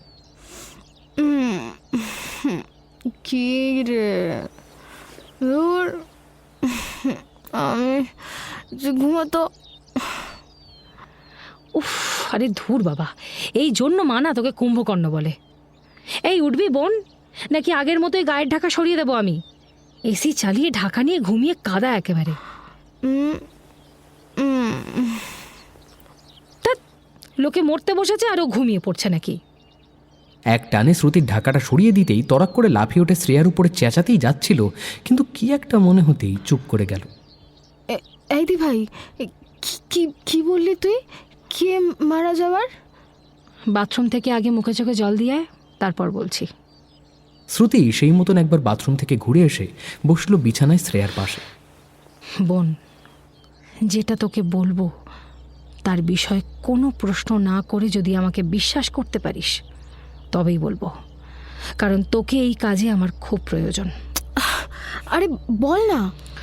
আগের দিন তোকে বলেছিলাম পিয়ালিদির মেয়ে পিহুর কথা, তোকে পুরোটা বলিনি। পুরো গল্পটা বলবো আজ বিকালে। আবির আর সুমিতদা এলে। তোদের হেল্প ছাড়া পিয়ালিদিকে বাঁচানো সম্ভব নয়। হোয়াট? পিয়ালিদির কি হয়েছে আর বাঁচানো? বোন, আমি সব বলবো। আগে তোকে আমার সাথে একটু পিয়ালিদির বাড়ি যেতে হবে, একটা খুব ইম্পর্টেন্ট কাজ আছে। কি বলছিস? আমি তো কিছু বুঝতে। আমি তো বলছি বোন, আমি সব বলবো। এখন তৈরি হয় না প্লিজ। সায়ন্তনদা বেরিয়ে গেছে, আমি দেখেছি। এই সুযোগে এখনই করতে হবে কাজটা। কিন্তু আমার তো ক্লাস। আচ্ছা ঠিক আছে, আমি ম্যানেজ করছি, তুই রেডি হয়ে নে, আমিও হচ্ছি। কিন্তু এভাবে ঘন ঘন ওর বাড়িতে গেলে পিয়ালিদিরা কি ভাববে বলতো? ওই ব্যবস্থা করেছি আমি মায়ের সাথে কথা বলে এটা ম্যানেজ করেছি। একটু মিষ্টি নিয়ে যাব জেঠিমার জন্য, সেই বাহানায় পিয়ালিদির জন্য বলবো মা পাঠিয়েছে। শ্রুতি আর শ্রেয়া রেডি হয়ে একটু জলখাবার খেয়েই ও বাড়িতে পৌঁছালো। প্রথমে মিষ্টি উপরে দিয়ে এলো, তারপর নিচে পিয়ালির কাছে দিতে এলো। তোমরা আসো আমার কাছে, আমার যে কি ভালো লাগে না। আমি তোমাদের এক কাপ চা ছাড়া আর কিছুই খাওয়াতে পারি না, এইটা আমার বড় খারাপ লাগে। আর তোমরা এই দেখো মিষ্টি নিয়ে এসেছো। ধুর, তুমি বেকার এসব ভাবো, জানো তো আমি চা প্রেমী মানুষ। চা হলে আমার আর কিচ্ছু লাগে না। তাছাড়া আমরাই তো রোজ আসছি বলো। এখন আমি যদি বলি যে তোমাকে একদিনও আমাদের বাড়িতে নিয়ে গিয়ে ভালো কিছু খাওয়াতে পারলাম না, তখন তুমি জানো না পিয়ালিদি, আমি একজনের থেকে একটা স্পেশাল চা বানানো শিখেছি। সেই চা খেলে তুমি জাস্ট ভুলতেই পারবে না। আজ আমি আমাদের 3 জনের জন্যই চা বানিয়ে আনছি, কেমন? এই না না, ছি ছি ছি, তুমি আমার বাড়িতে এসে নিজে চা করে খাবে? কি বলছো এসব?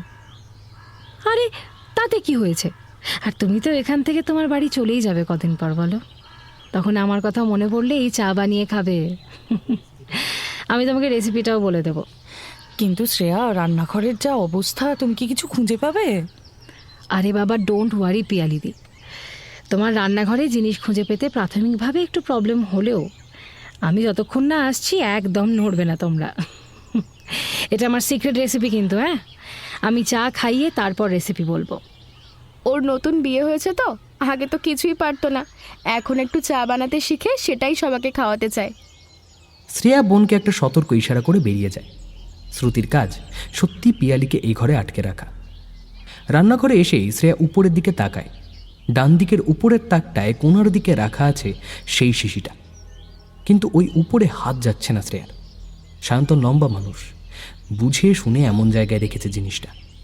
কি করবে ভাবতে ভাবতে শ্রেয়ার মনে পড়ল রান্নাঘরের বাইরেই একটা টুল রাখা আছে।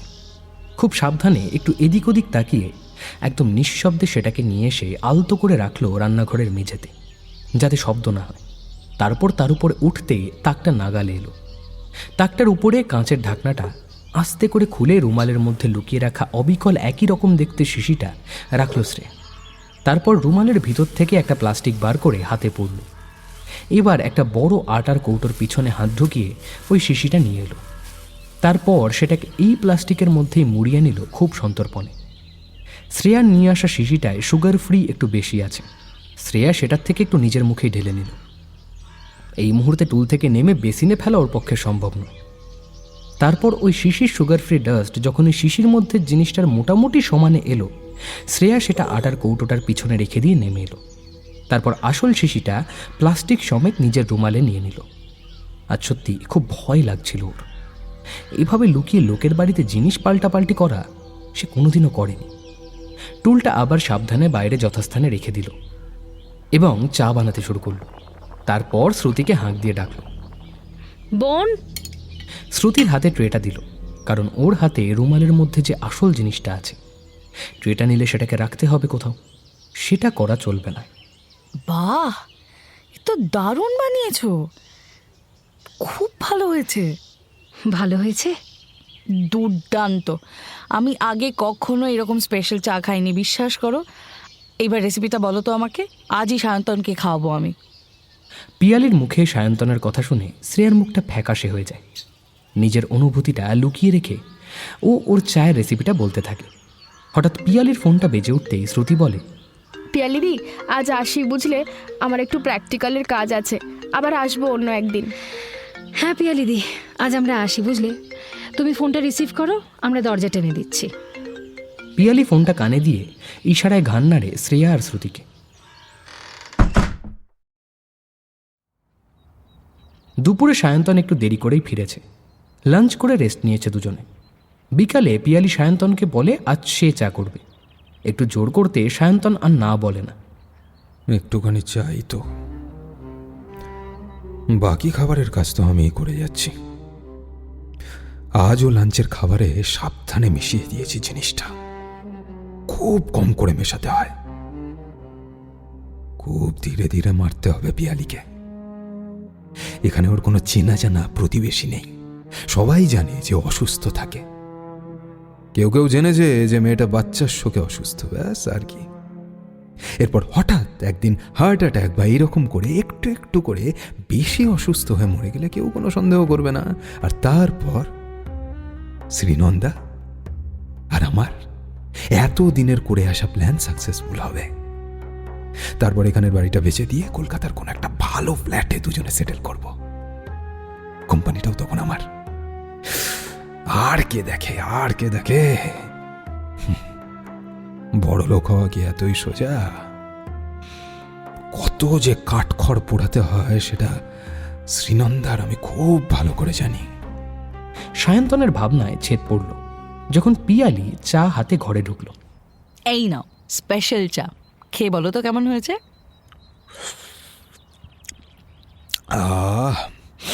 দারুণ দারুণ, একদম এমন দারুণ চা রেসিপি জানতে তুমি আগে আমাকে বলোনি তো, তোমাকে রোজ করে খাওয়াতে পারতাম। তাহলে এইটাই আগে কি করে বলবো, জানলামই তো আজ শ্রেয়া যখন বানিয়ে খাওয়ালো। শ্রেয়া বানিয়েছে মানে? সে কি ওদের বাড়িতে গেছিল এই শরীরে? এটা জিজ্ঞেস করতেই পেয়ালি বলল, আরে না না, ও এখানেই বানিয়েছে। এখানে মানে আমাদের রান্নাঘরে? হ্যাঁ, কেন? পিয়ালির কথা শেষ হতে না দিয়েই বেরিয়ে রান্নাঘরে চলে আসে সায়ন্তন। তারপরেই উপরের তাকে হাত দিয়ে জিনিসটা হাতে নিয়ে দেখতেই একটা জোরে নিঃশ্বাস ফেলল। কি হলো, তুমি এভাবে ছুটে এলে যে? পিছনে এসে দাঁড়িয়েছে পিয়ালি। আঁতকে ওঠে সায়ন্তন। আরে না না, কিছু না। আরে সব সব দেখছিলাম আর কি, ঠিকঠাক জায়গায় রাখা আছে কিনা। আসলে আমি বিচ্ছিরি করে রাখি রান্নাঘরটা, মানে এদিকে ওদিকে সব জিনিস ছড়ানো ছড়ানো। তুমি বাইরের লোককে এখানে, তুমি যাও, আমি আসি এক্ষুনি। পিয়ালি হেসে ঘরে চলে এলো। সায়ন্তনও সাথে সাথেই এলো। দুজনে চা পর্বটা শেষ করতে লাগলো। সায়ন্তনের মনে একটা কথা ঘুরছে। এই শ্রেয়া মেয়েটা একটু বেশি আধিক্যতা করছে। না না না, এত ঘনিষ্ঠতা ভালো নয়।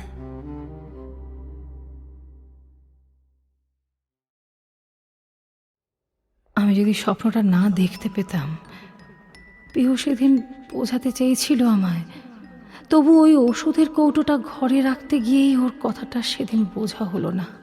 ইস, সেদিন যদি বুঝতাম তাহলে আরও একটা দিন আগে এই বিষটা খাওয়া থেকে আটকাতে পারতাম। তুমি কি করতে ওই মুহূর্তে? তোমার তো কিছু করার ছিল না শ্রেয়া। তাছাড়া প্রথমে আমিও জানতে পারিনি, কিন্তু পরে যখন জানলাম তোমায় বলার সুযোগ পেলাম কই, তাই স্বপ্নটা পিহুকে দেখাতেই হলো। সত্যি বলতে গত রাতে ওই স্বপ্নটা না দেখলে আমি সত্যি বড্ড দেরি হয়ে যেত। আর তাছাড়া স্বপ্নে ওই শিশিটা দেখলাম বলেই, আর ওর ভিতরের ওই সাদা সাদা রঙের জিনিসটা দেখলাম বলেই আজ আগে থেকে অবিকল ওরকম শিশি আর সুগার ফ্রি ডাস্ট নিয়ে গেছিলাম। ভাগ্যিস ওই শয়তানটা ওরকম শিশিতে রেখেছিল। ওই কালো কাঁচের ছোট শিশি প্রায় সকলের ঘরেই কোনো না কোনো ওষুধের সাথে আসে। ইনফ্যাক্ট আমার মনে হয় ওই ইচ্ছে করেই এমন সাদামাটা শিশি ব্যবহার করেছে। পিয়ারিদির চোখে বাই চান্স পড়লে কিছু একটা রেখেছে বলে দেবে। খুব চালাক লোকটা। শুধু চালাক নয় শ্রেয়া, সাংঘাতিক। আর ও কিন্তু তোমারও বাড়ি যাওয়াটা ভালো চোখে দেখছে না। ওর কিন্তু তোমার উপরেও নজর আছে। সাবধান শ্রেয়া, সাবধান। দরজায় টোকা পড়তেই মুখের কথা মুখে রেখেই মিলিয়ে গেল অরিত্রী। ঠিক যেন উবে গেল বাতাসে। শ্রেয়া হকচকিয়ে দরজার দিকে তাকায়। সাথে সাথেই পরের টোকা। শ্রেয়া উঠে এসে দরজাটা খুলতেই আবির আর সমিত ভিতরে ঢুকে এলো, পিছন পিছন শ্রুতিও। শ্রেয়া শ্রুতির দিকে তাকাতেই ও চাপা স্বরে বলল, চিন্তা নেই, আমাদের কথা চলা অবধি কেউ আসবে না। মাকে বলেছি আমরা নিচে গিয়ে একেবারে খাওয়া দাওয়া করব, শুধু চাটা নিয়ে এলাম এখন। হাতে চায়ের ট্রেটা নিয়ে ঘরে ঢুকে এলো শ্রুতি। শ্রেয়া আবার দরজাটা লাগিয়ে দিল। কি ব্যাপার বলো তো, কি হয়েছে শ্রেয়া? এত বলছি, কিন্তু কিছু বলার আগে আমার দুটো শর্ত আছে। আগে সেটা বলি, সেটায় রাজি থাকলে তবেই তোমাদের আসল ঘটনা বলবো। সকালে এক সুরে ঘাড় নেড়ে সম্মতি দিল। আমার প্রথম শর্ত হচ্ছে, আমি যা বলবো সেটা তোমাদের বিশ্বাস করতে হবে, কারণ আমি সত্যি কথাই বলছি। অকারণ মিথ্যে বলার, অন্তত এরকম একটা বিষয়ে যে আমার শখ নেই, তা তোমরা ঘটনাটা শুনলেই বুঝতে পারবে। আর আমার দ্বিতীয় শর্ত হচ্ছে, আমি কিভাবে এত কিছু জানলাম সে বিষয়ে কোনো প্রশ্ন করা যাবে না। হ্যাঁ, কিছু তথ্য অবশ্যই আমি বলবো, কিন্তু তার বেশি কিছু জিজ্ঞেস করবে না। আর জানি এটা বড্ড বাড়াবাড়ি হয়ে যাচ্ছে, তবুও এই দুটো শর্ত মেনে তোমাদের আমাকে হেল্প করতে হবে। আমি আর একা সামলাতে পারছি না। তার থেকেও বড় কথা, সময় বড্ড কম। আর এখানে একটা মানুষের জীবন মরণের সমস্যা। জীবন মরণ? সুমিত্রা, জীবন মরণ। আমি শুরু থেকেই শুরু করি তবে। 4-5 দিন আগে আমাদের সামনের বাড়ির নিচের তলায় একটা পরিবার ভাড়া আসে। পরিবার বলতে স্বামী, স্ত্রী আর খুব কম কিছু আসবাব। দেখে বোঝা যায় ওরা বেশ বড় লোক। আর তখনই আমার মনে প্রশ্ন জাগলো, তাহলে ভাড়া কেন? এই এক মিনিট। আচ্ছা শ্রেয়া, তুমি ওই ভাড়াটেরই কথা বলছো না, যাদের বাড়িতে সেদিন একটা বাচ্চাকে দেখেছিলে? বাচ্চা? ওদের বাড়িতে তো কোনো বাচ্চা নেই। আরে হ্যাঁ, ভুলেই গেছিলাম। ওদের না, ওই ব্যানার্জি জেঠুদের বাড়িতে সেদিন কেউ এসেছিল, তাদের বাচ্চা। আমি পরে গিয়ে দেখি ওদের বাচ্চা নয়। ও, আমি তো বলছিলাম যে... আবির, আসল কথাটা বলি, ওই কথা বাদ দাও এখন। বেশ, বলো। আমার সেদিন মনে হয়েছিল ওরা ভাড়া কেন এসেছে। ওদের যদি অনেক টাকা পয়সা থাকে তাহলে ওরা নিজেদের বাড়িতে থাকলো না কেন? বেশ, তার নাই বা থাকলো যখন, যে কোনো দামি ফ্ল্যাটে যেতে পারতো, কিন্তু এইখানে কেন? তখন ব্যানার্জি জেঠিমার থেকে জানি যে ওদের খুব বড় বিজনেস আছে, বাড়ির কিছু কাজ চলছে, তাই এখানে আছে। কিন্তু তবু আমার দ্বিতীয় উত্তরটা পেলাম না, এখানে কেন? এইবার আমার আলাপ হয় পিয়ালিদির সাথে। কথায় কথায় জানতে পারি পিয়ালিদির একটা বাচ্চা মেয়ে ছিল, যে ছাদ থেকে পড়ে মারা যায় মাস 6 আগে। পিয়ালিদি প্রচণ্ড ডিপ্রেশনে চলে যায়, তাই ওই বাড়ি থেকে, ওই পরিবেশ থেকে কিছুদিনের জন্য একটু অন্য পরিবেশে ওকে নিয়ে আসতে চেয়েছিল ওর হাজব্যান্ড সায়ন্তন। পিয়ালির শরীরটা ভালো নয়, তাই সায়ন্তন চেয়েছিল ওকে একটা ছিমছাম ঝামেলাহীন পরিবারের বাড়িতে ভাড়া আনতে। এক্ষেত্রে ব্যানার্জি জেঠুদের মতো 2 জন বয়স্ক মানুষ থাকে, তারা এই বিষয়ে একদম পারফেক্ট। সায়ন্তন বিজনেস সামলায়, এমনকি অসুস্থ স্ত্রীর জন্য 2 বেলা রান্নাও করে। কোনো কাজের লোক রাখেনি, কারণ তারা রান্না বেশি স্পাইসি করলে পিয়ালির ক্ষতি হবে, কিংবা এমন উল্টোপাল্টা অপ্রয়োজনীয় কথা বলবে যা পিয়ালিকে ডিপ্রেশনে ফেলবে। এই হচ্ছে গল্প কথা, আ পারফেক্ট স্টোরি ফর এভরিওয়ান, সকলের জন্য। ইনফ্যাক্ট এটাই দেখাতে চেয়েছে ওই সায়ন্তন, কিন্তু এর পিছনে অন্য গল্প আছে। পিয়ালির প্রথম হাজব্যান্ড মারা যাওয়ার 1 বছর পর হঠাৎ করে পিয়ালির এক ফেসবুক ফ্রেন্ড তাকে সায়ন্তনের কথা বলে।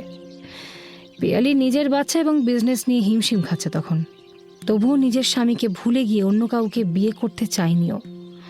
তখনই এক প্রকার জোর করে, ওর ব্রেন ওয়াশ করে, ওর বাচ্চার ভবিষ্যতের দোহাই দিয়ে সায়ন্তন ওকে কনভিন্স করে ফেলে। আর এইখানেই পিয়ালির জীবনের সব থেকে বড় ভুলটা হয়ে যায়।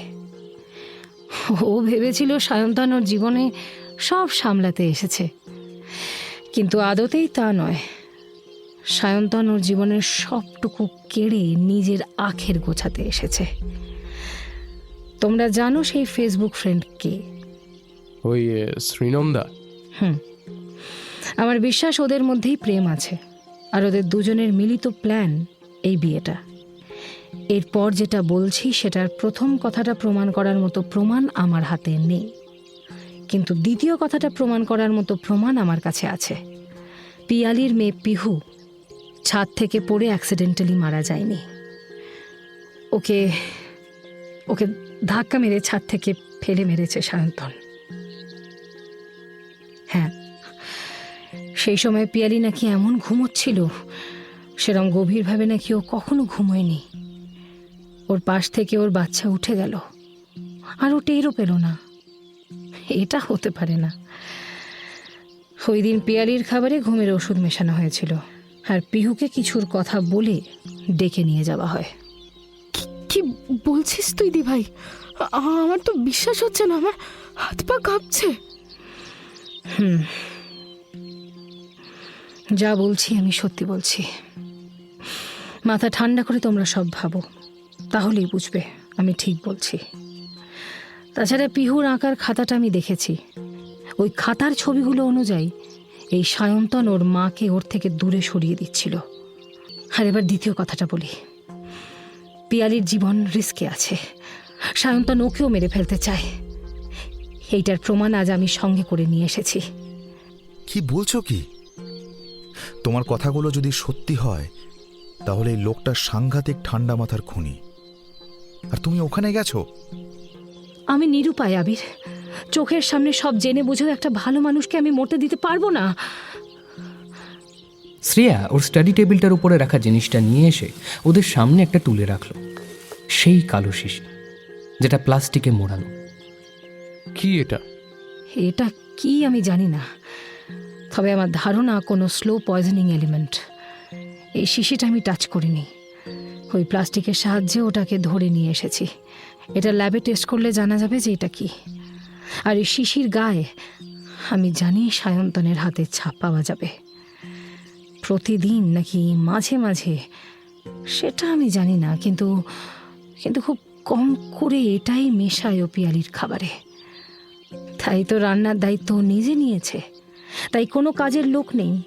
ইনফ্যাক্ট এটা এমন জায়গায় তোলা ছিল যেখানে একমাত্র সায়ন্তনের হাত পৌঁছয়, পিয়ালি দিন নয়। এমনকি আমারও হাত পৌঁছাচ্ছিল না। তারপর একটা টুল নিয়ে এটা উদ্ধার করি। ও মাই গড, তুই এই করছিলি ও রান্নাঘরে? তাই ওই হঠাৎ করে স্পেশাল চা খাওয়ানোর কথা বলে রান্নাঘরে গেলি? কিন্তু শ্রেয়া, তোমার কথা যদি ঠিকও হয় তাহলে তো ওই সায়ন্তন তোমাকে ধরে ফেলবে, তাই না? ও জানে যে তুমি ওর বাড়িতে গিয়েছিলে, আর এই জিনিসটা না পেলে তো আশা করছি আপাতত সায়ন্তন কিছু বুঝবে না। ওর এই শিশির মতো অবিকল দেখতে একটা শিশিতে সুগার ফ্রি ডাস্ট ঢুকিয়ে এই সেম লেভেল করে ওই একই জায়গায় রেখে এসেছি। Mind blowing. তবে একটা ব্যাপার আছে, ওই পিয়ালিদি যদি বলে খাবার বেশি মিষ্টি লাগছে তখনই চাপ। তবে আমার মনে হয় না সায়ন্তন যে মাত্রায় ওই ডাস্ট মেশাবে তাতে খাবারের স্বাদ খুব একটা পাল্টাবে। তাই বলছি, যা করতে হবে খুব তাড়াতাড়ি করতে হবে আমাদের। কি করব আমরা? ওই পিয়ালি আমাদের কথা বিশ্বাস করবে না। তুমি যা বলছো তাতে ওর ইমেজটা কেয়ারিং হাজব্যান্ড। তাই আমাদের প্রমাণ জোগাড় করতে হবে, বুঝলে? প্রথম প্রমাণ ওই শ্রীনন্দা আর সায়ন্তনের সম্পর্কটা। ওটা পিয়ালিদিকে দেখাতে পারলেই ওর প্রাথমিক বিশ্বাসটা ভেঙে যাবে, আর তখন বাকি কাজটা সহজ হবে। তার মানে আমাদের ওই শ্রীনন্দাকে ফলো করতে হবে। হ্যাঁ সুমিতদা, ওদের দুজনের দেখা করা বা ওদের একসঙ্গে ক্লোজ কোনো ছবি কালেক্ট করতে হবে। আর আবির, তোমায় জিদ্দাকে বিষয়টা জানাতে হবে। জিত? উনি তো পুলিশে আছেন। হ্যাঁ, এটা ঠিক বলেছ তো। শোনো, জিদ্দাকে বলবে এই দুজনের কথা। সমস্ত ডিটেলস ওদের দিল্লির হিস্ট্রি ফলো করলে পাওয়া যাবে। সেটা জিদ্দার পক্ষে টাফ না। আর তাছাড়া এই শিশির জিনিসটার ল্যাব রিপোর্ট এলে এটার ফিঙ্গারপ্রিন্ট দেখলে সব থেকে বড় প্রমাণ জিদ্দা পেয়ে যাবে। কিভাবে কি করবে বা কোন মুহূর্তে তার বিশ্বাস হবে, আর সে লিগালি এই কেসটা হ্যান্ডেল করবে কিনা সেটা তার ব্যাপার। আমরা জাস্ট বন্ধু হিসেবে প্রাথমিক হেল্প নেব, কিন্তু তাও সাবধানে এগোতে হবে আমাদের, দাবা খেলার মতো।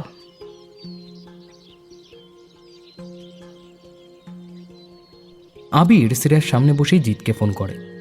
জিত ওর কলেজের বন্ধু, ওদের বিয়েতেই শ্রেয়ার সাথে পরিচয়। জিতকে সমস্ত ঘটনা শ্রেয়া নিজের মতন করে বলে। জিদ্দা, দিল্লিতে ওদের পাস্ট লাইফটা কেমন ছিল বা এখানে ওদের ডিটেলস, এই সব কিছু খুব দরকার। আরেকটা ইনফরমেশন দিয়ে রেখে শ্রীনন্দার ব্যাপারে। ওর বাবা মায়ের সাথে কেন ওর সম্পর্ক খারাপ হয়েছে এটার ব্যাপারে জানতে পারলেও মনে হয় কিছুটা কাজ এগিয়ে যাবে। আচ্ছা বেশ, দিল্লিতে আমার বেশ কিছু পরিচিতি আছে, এই ব্যাপারে ঠিক খবর জোগাড় করে ফেলবো আমি।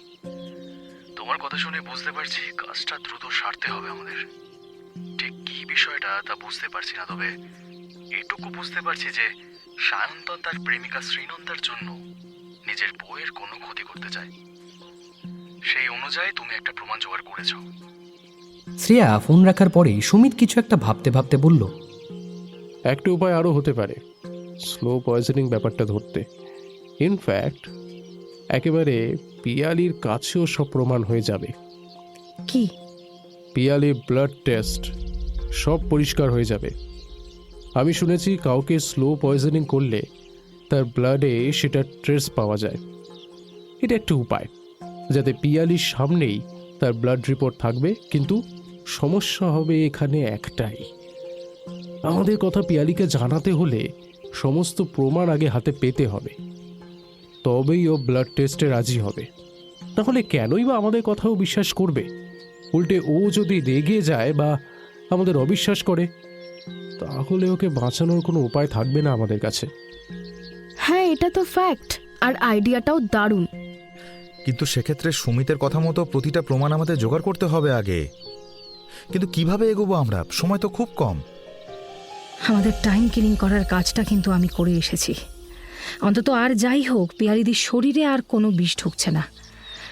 তাহলেও কিন্তু বিপদ আছে এখনো। সায়ন্তন নিশ্চয়ই একটা নির্দিষ্ট টাইম সেট করে রেখেছে ওর মাইন্ডে। অতএব উইদিন দ্যাট টাইম ও পিয়ালিদির মধ্যে আরও কিছু সিমটম নোটিস করতে চাইবে। আই মিন, ওর শরীরের কন্ডিশন আরও ডিটোরিয়েট করছে কিনা সেটা দেখতে চাইবে। এটা একটা পয়েন্ট। এক্ষেত্রে আমাদের হাতে সময় কম, কারণ পিয়ালিদির শরীরে আর বিষ নয়, সুগার ফ্রি ঢুকছে। এতে ওর হেলথ কন্ডিশন বেটার হতে পারে। তবে এতে সায়ন্তনের সন্দেহ হলে আমাদের খেল খতম। তার আগে কাজ সারতে হবে। আবার কোনোভাবে বাই এনি চান্স যদি পিয়ালিদির মনে হয় খাবার মিষ্টি বা সায়ন্তনের এমনি কোনো সন্দেহ হয়, তাহলেও তো আমাদের কাছে সময় কম।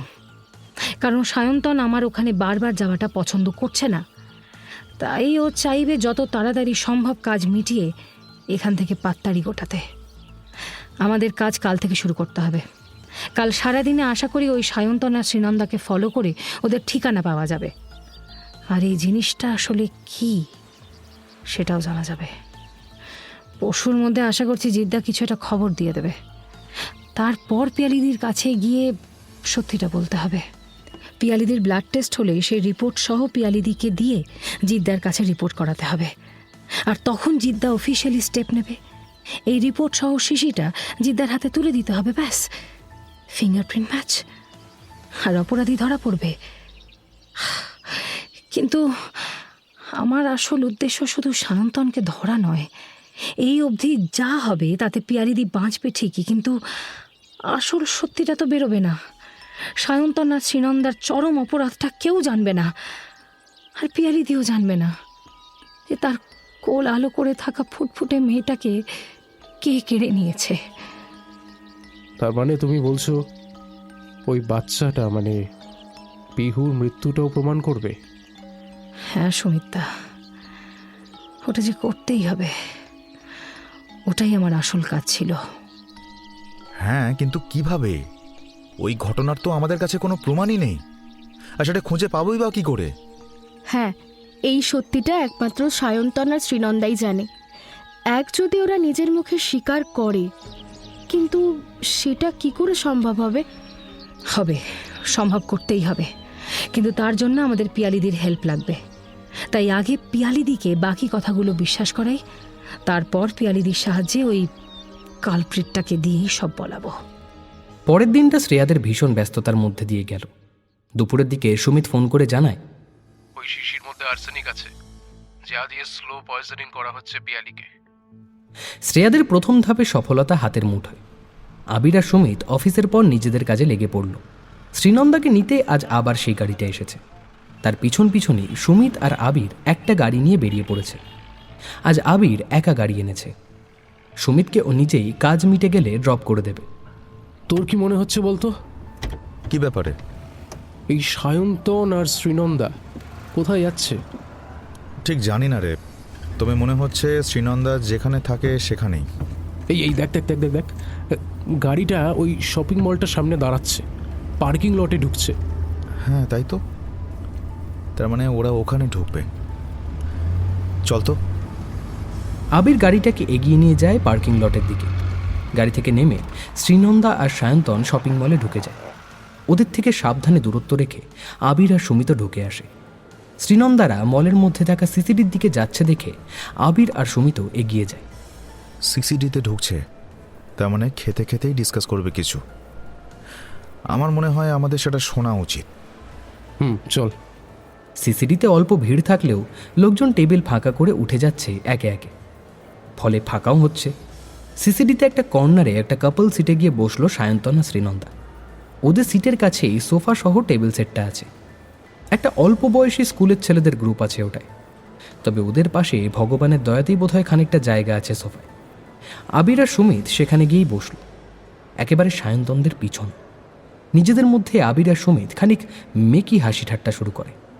দেখাতে হবে যে আশেপাশে কি আছে বা কি ঘটছে সে বিষয়ে ওরা দুজন মোটে ইন্টারেস্টেড নয়। আবির সুমিতের কাঁধে একটা হাত রেখে হাসতে হাসতে বলে, আজ কিন্তু তুই ট্রিটটা দিবি ভাই। হ্যাঁ, আচ্ছা বেশ, তাহলে আমার ইচ্ছা মতো ট্রিট হবে কিন্তু। সুমিত এগিয়ে গেল কাউন্টারটার দিকে। আবির নিজের মতন সেলফি তুলে যাচ্ছে আর কানটা সজাগ করে রেখেছে সায়ন্তনদের দিকে। আবিরের আশেপাশে অনেক কথা হলেও ওর মস্তিষ্ক এখন শুধুই সায়ন্তনদের কথায় কনসেন্ট্রেট করছে। তোমার কি মনে হচ্ছে আর কতদিন লাগবে? আমার মনে হয় না আর খুব বেশি দিন বাকি আছে। ওষুধ তো কাজ করছেই। আবির মিছিমিছি চ্যাট করার মতন মোবাইল টাইপ করছে, যেন ও নিজের কাজে খুব ব্যস্ত। আচ্ছা, একটু কি তাড়াতাড়ি করা যায় না? তাড়াতাড়ি আবার করতে হবে, তবে সেটাও খুব সাবধানে করতে হবে। একটা উটকো ঝামেলা এসে জুটেছে। উটকো ঝামেলা? হ্যাঁ, সামনের বাড়ির একটা মেয়ে থাকে, বড্ড বেশি পিয়ালিদি করে যাচ্ছে। আমি যে সময় থাকি না, প্রায় রোজ এসে বসে থাকছে। আবার সে কি, ওর সাথে গল্প করতে করতে বেশি কথা বলে ফেললে? বলে ফেললেও আমাকে কেউ কি ধরতে পারবে নাকি? কত কেয়ারিং হাজব্যান্ড আমি, বলো তো। যাই হোক, ওইসব নিয়ে আমি বেশি ভাবছি না। কিন্তু কাল আবার রান্নাঘরে চলে এসেছিল, এসে আবার চাও বানিয়েছে। সে কি জিনিসটা? আরে ধুর, ওই জিনিস সবার নাগালের বাইরে থাকে। ওখানে শুধুমাত্র আমারই হাত পৌঁছায়। গিয়ে একদম চট করে দেখলাম জিনিসটা, যেখানে ছিল সেখানেই আছে। ওই নিয়ে চিন্তা নেই, কিন্তু বেশি মাখো হলে সমস্যা আছে। আজও এসেছে নাকি ও বাড়ি? না, আজ আসেনি। ফোন করেছিলাম তো একটু আগে। আচ্ছা, ওসব কথা বাদ দাও, ছাড়ো। ফালতু লোকজনের কথা ভেবে আমাদের টাইমটা নষ্ট করে লাভ নেই। তুমি বসো, আমি কিছু খাবার নিয়ে আসি। সায়ন্তন উঠে কাউন্টারের দিকে গেল। এদিকে আবিররা ধীরে সুস্থে খাচ্ছে। সুমিত আর আবির একবার চোখ চাওয়াচাওয়ি করল। সায়ন্তন খাবার নিয়ে আসতে আসতে আবিরদের খাবার শেষ। বাধ্য হয়েই আবিরকে আরেক দফায় খাবার নিয়ে আসতে হলো। খেতে খেতে ওরা আবার মন দিল ওদের কথায়। আমাদের স্বপ্নটা অবশেষে পূরণ হতে চলেছে, বলো। উফ, আর কটা দিন, তারপরে আমাদের এভাবে আর দেখা করতে হবে না। তুমি, আমি, আমাদের সংসার আর আমাদের কোম্পানি, আমাদের বাড়ি, আমাদের গাড়ি। সেলফি তোলার নাম করে কিছু ছবি তুলে নিয়েছে আবির। ভিডিও করা তো সম্ভব নয়, আর কথা রেকর্ড আরোই সম্ভব নয়। এত লোকের মাঝে ওদের আওয়াজ, তার উপরে ওদেরই ভয়েস, এটা তো পিয়ালি বুঝবে না। সায়ন্তন আর শ্রীনন্দা উঠে বেরিয়ে গেল। যাওয়ার সময় বলেছিল, ফোন করে বলেছিলাম আজ আসতে একটু দেরি হবে। আবির উঠতেই যাচ্ছিল, সুমিতের ইশারায় বুঝতে পারল এক্ষুনি ওঠা ঠিক হবে না। কয়েক সেকেন্ড অপেক্ষা করে ওরা বেরিয়ে আসে শপিং মল থেকে। আর তখনই দেখে সায়ন্তনের গাড়িটা পার্কিং লট থেকে বাইরে গেটের দিকে যাচ্ছে। ছুটে আবির নিজের গাড়ির দিকে গেল, সুমিতকে এখানেই দাঁড়াতে বলল। সুমিত এই ফাঁকে গাড়ির নাম্বারটা দেখে নিয়েছে। আবির গাড়ি নিয়ে আসতেই সুমিত তড়িঘড়ি উঠে বলল, তাড়াতাড়ি স্পিডটা তোল, ওদের কাছাকাছি এলেই নর্মাল স্পিড করে দিস, না হলে হারিয়ে যাব। আমি গাড়ির নম্বরটা দেখে নিয়েছি। 2-3 মিনিটের মধ্যেই ওদের গাড়িটা সায়ন্তনদের গাড়ির কাছে এসে যায়। কিছুক্ষণ পর গাড়িটা কয়েকটা গলি ঘুরে এসে থামলো একটা ফ্ল্যাটের সামনে। বিল্ডিংটা দেখেই বোঝা যাচ্ছে তেমন ভালো ফ্ল্যাট না। আবিররা কাছে গাড়িটা দাঁড় করিয়ে রেখেছে। গাড়ির ভিতর বসে চুপচাপ অপেক্ষা করছে সায়ন্তনের বেরোনোর। প্রায় 1 ঘন্টা পর সায়ন্তন একা বেরিয়ে এসে গাড়িতে উঠে বসল। ওর পিছু পিছু আবিররাও রওনা দিল।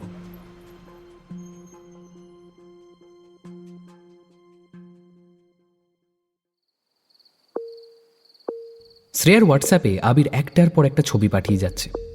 আবিরের সেলফিতে আবিরের মুখ প্রায় অর্ধেক নেই, কিন্তু স্পষ্ট দেখা যাচ্ছে সায়ন্তন আর শ্রীনন্দাকে। একটা ছবিতে সায়ন্তন শ্রীনন্দার হাত ধরে আছে, ওদের খাওয়ার ছবিও আছে। এরপর দুজনে একসাথে একটা ফ্ল্যাটে ঢোকার ছবিও আছে।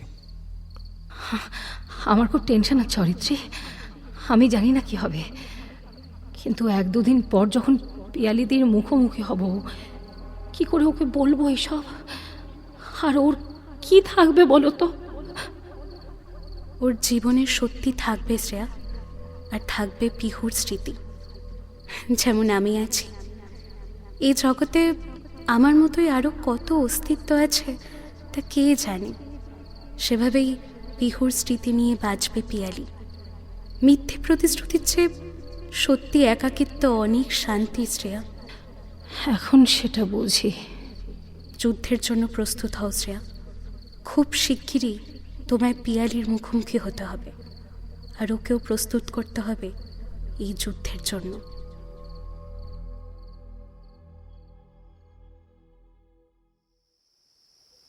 হারিব্বাস, কি বলছিস রে? একদম ঠিক শুনেছিস। শোন, ওদিকে তোরা ওই পিয়ালি বলে মেয়েটাকে সাবধান করে সবটা জানা। আমি তোকে প্রমাণ পাঠাচ্ছি। আর হ্যাঁ, ওর কাছে সবটা পরিষ্কার হলে আমাদের কাছে ও যেন একটা রিপোর্ট করে। আনঅফিসিয়ালি সবটা আগে থেকে রেডি থাকবে। অফিসিয়ালি ভাবে আমার ফোর্স রেডি রাখতে একটু সুবিধা হবে আর কি। তুই চিন্তা করিস না, আজই সব করতে হবে জানি। আমি শ্রেয়ার সঙ্গে কথা বলছি। ফোন রেখে দেয় আবির। তারপরেই তড়িঘড়ি ডায়াল করে শ্রেয়াকে। শ্রেয়া, তুমি তৈরি হও, ওই বাড়িতে আজই যেতে হবে, তবে সাবধানে। সায়ন্তন যে তোমাকে সন্দেহ করছে তা তো কাল বললামই। আর হ্যাঁ, প্লিজ একা যেও না, শ্রুতিকে নিয়ে তবে যেও। সায়ন্তন বেরিয়ে গেলে কাজটা তাড়াতাড়ি সারতে হবে। আজ যেভাবেই হোক পিয়ালিকে ক্লিনিকে আনতেই হবে। সুমিতে দিদির বন্ধুর ক্লিনিক, সব ব্যবস্থা করা থাকবে। ওখানে ডাক্তার দেখেই বলে দেবে স্লো পয়জনিং হচ্ছে কিনা। আর ব্লাডও নেওয়া হবে, বিকেলের আগেই পেয়ে যাবে। এত কিছু কি জেনেছো এমন? সাংঘাতিক তথ্য জেনেছি। তোমাকে হোয়াটসঅ্যাপে কিছু কল রেকর্ডস পাঠাচ্ছে আর কিছু ছবি। সেগুলো পিয়ালিকে দেখালেই ওর সামনে তোমার কথা সত্যতা প্রমাণ হতে বেশি সময় লাগবে না। সাংঘাতিক কি? সায়ন্তন আর শ্রীনন্দা আসলে হাজব্যান্ড ওয়াইফ। হোয়াট? আমিও ঠিক এভাবেই শক খেয়েছিলাম প্রথম ধাক্কায়, যখন জিৎ বলল সায়ন্তন আর শ্রীনন্দার কলেজ লাইফের প্রেম, তারপর দুজনের চাকরির চেষ্টা। শ্রীনন্দার বাড়ির লোকজন সায়ন্তনকে একদমই পছন্দ করতো না, ইনফ্যাক্ট এখনও করে না। ওই সুমিতের পাড়ার মেয়েটা বলেছিল না ওর বাবা মায়ের সাথে কম কথা হয়, ওটা কম নয়, একেবারেই কথা হয় না শ্রীনন্দার। মেয়েকে ওনারা ত্যায্য করেছেন। ওনাদের আর একটা ছেলে আছে। বছর 3 হলো শ্রীনন্দার ওনাদের কারোর সাথে যোগাযোগ নেই। এদিকে পরিবার বলতে সায়ন্তনের কেউ নেই। শ্রীনন্দা সায়ন্তন 3 বছর আগে বিয়ে করে মন্দিরে গিয়ে। ওর 2-3টে বন্ধু তার সাক্ষী। এরপরে শ্রীনন্দার বাবা মা মেয়ের সঙ্গে সমস্ত সম্পর্ক ছেদ করেন। শ্রীনন্দা সায়ন্তন তেমন বিশেষ কিছুই চাকরি করত না, তবে দুজনেরই টাকার বড়লোক হওয়ার নেশা ছিল খুব। 2 বছর আগেই ওরা কলকাতায় আসে। এখানে এসে কোনো মতে 2টো চাকরি জোটায়। পুরনো সকলের সঙ্গে সম্পর্ক ছেদ করে দেয়, বন্ধু বান্ধব আত্মীয় স্বজন সবই। এমনকি ওদের ফেসবুকের প্রোফাইলটাও নতুন, 3 বছর আগের। এই পয়েন্টটা মনে হয় তুমিও মিস করে গেছো। আর তারপরেই ওদের নজরে আসে পিয়ালি। আমার ধারণা ওরা শিকার খুঁজছিলই। পিয়ালির কথা জানতে পেরে তারপর প্ল্যানটাকে এক্সিকিউট করে। মারাত্মক প্ল্যান। এরা সাংঘাতিক ক্রিমিনাল। তুমি সত্যিই পারবে তো? আমার কিন্তু তোমার জন্য ভয় হচ্ছে।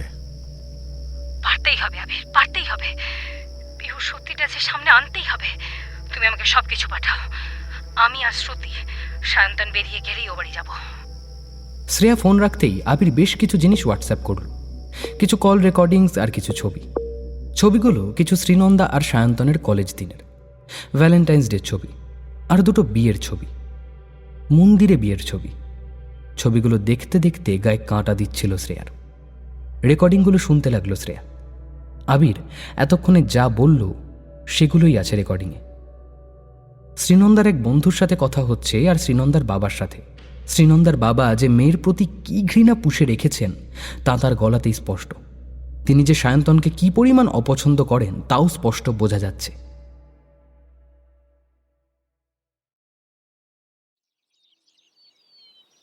পিয়ালির বাড়ির বাইরে দাঁড়িয়ে দরজায় বেল দিতে গিয়েও শ্রেয়া একবার তর্জনীটা কপালে ঠেকিয়ে নিল।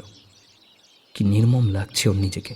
পিয়ালিদি যদি খারাপভাবে রিয়াক্ট করে, কিংবা যদি প্রচণ্ড শখে ভেঙে পড়ে, কি হবে?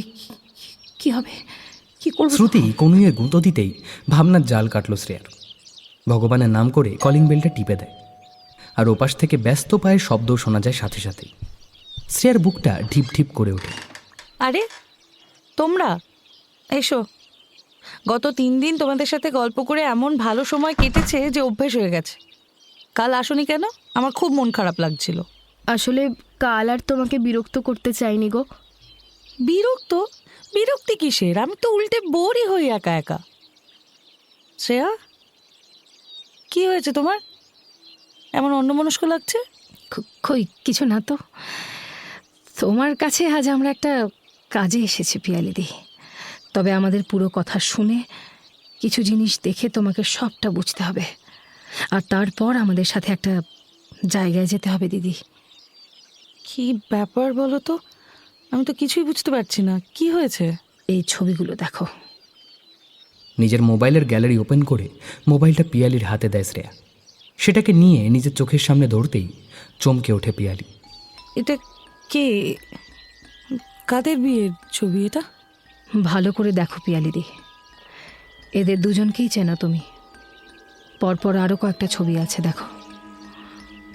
তোমার মন এটা মানতে চাইছে না আমি জানি, কিন্তু তুমি এদের জানো। এদের একজনকে হয়তো অভ্যেসবশত শুধু ভরসাই নয়, ভালোবেসে ফেলেছ তুমি। তাই মানতে চাইছে না তোমার মন।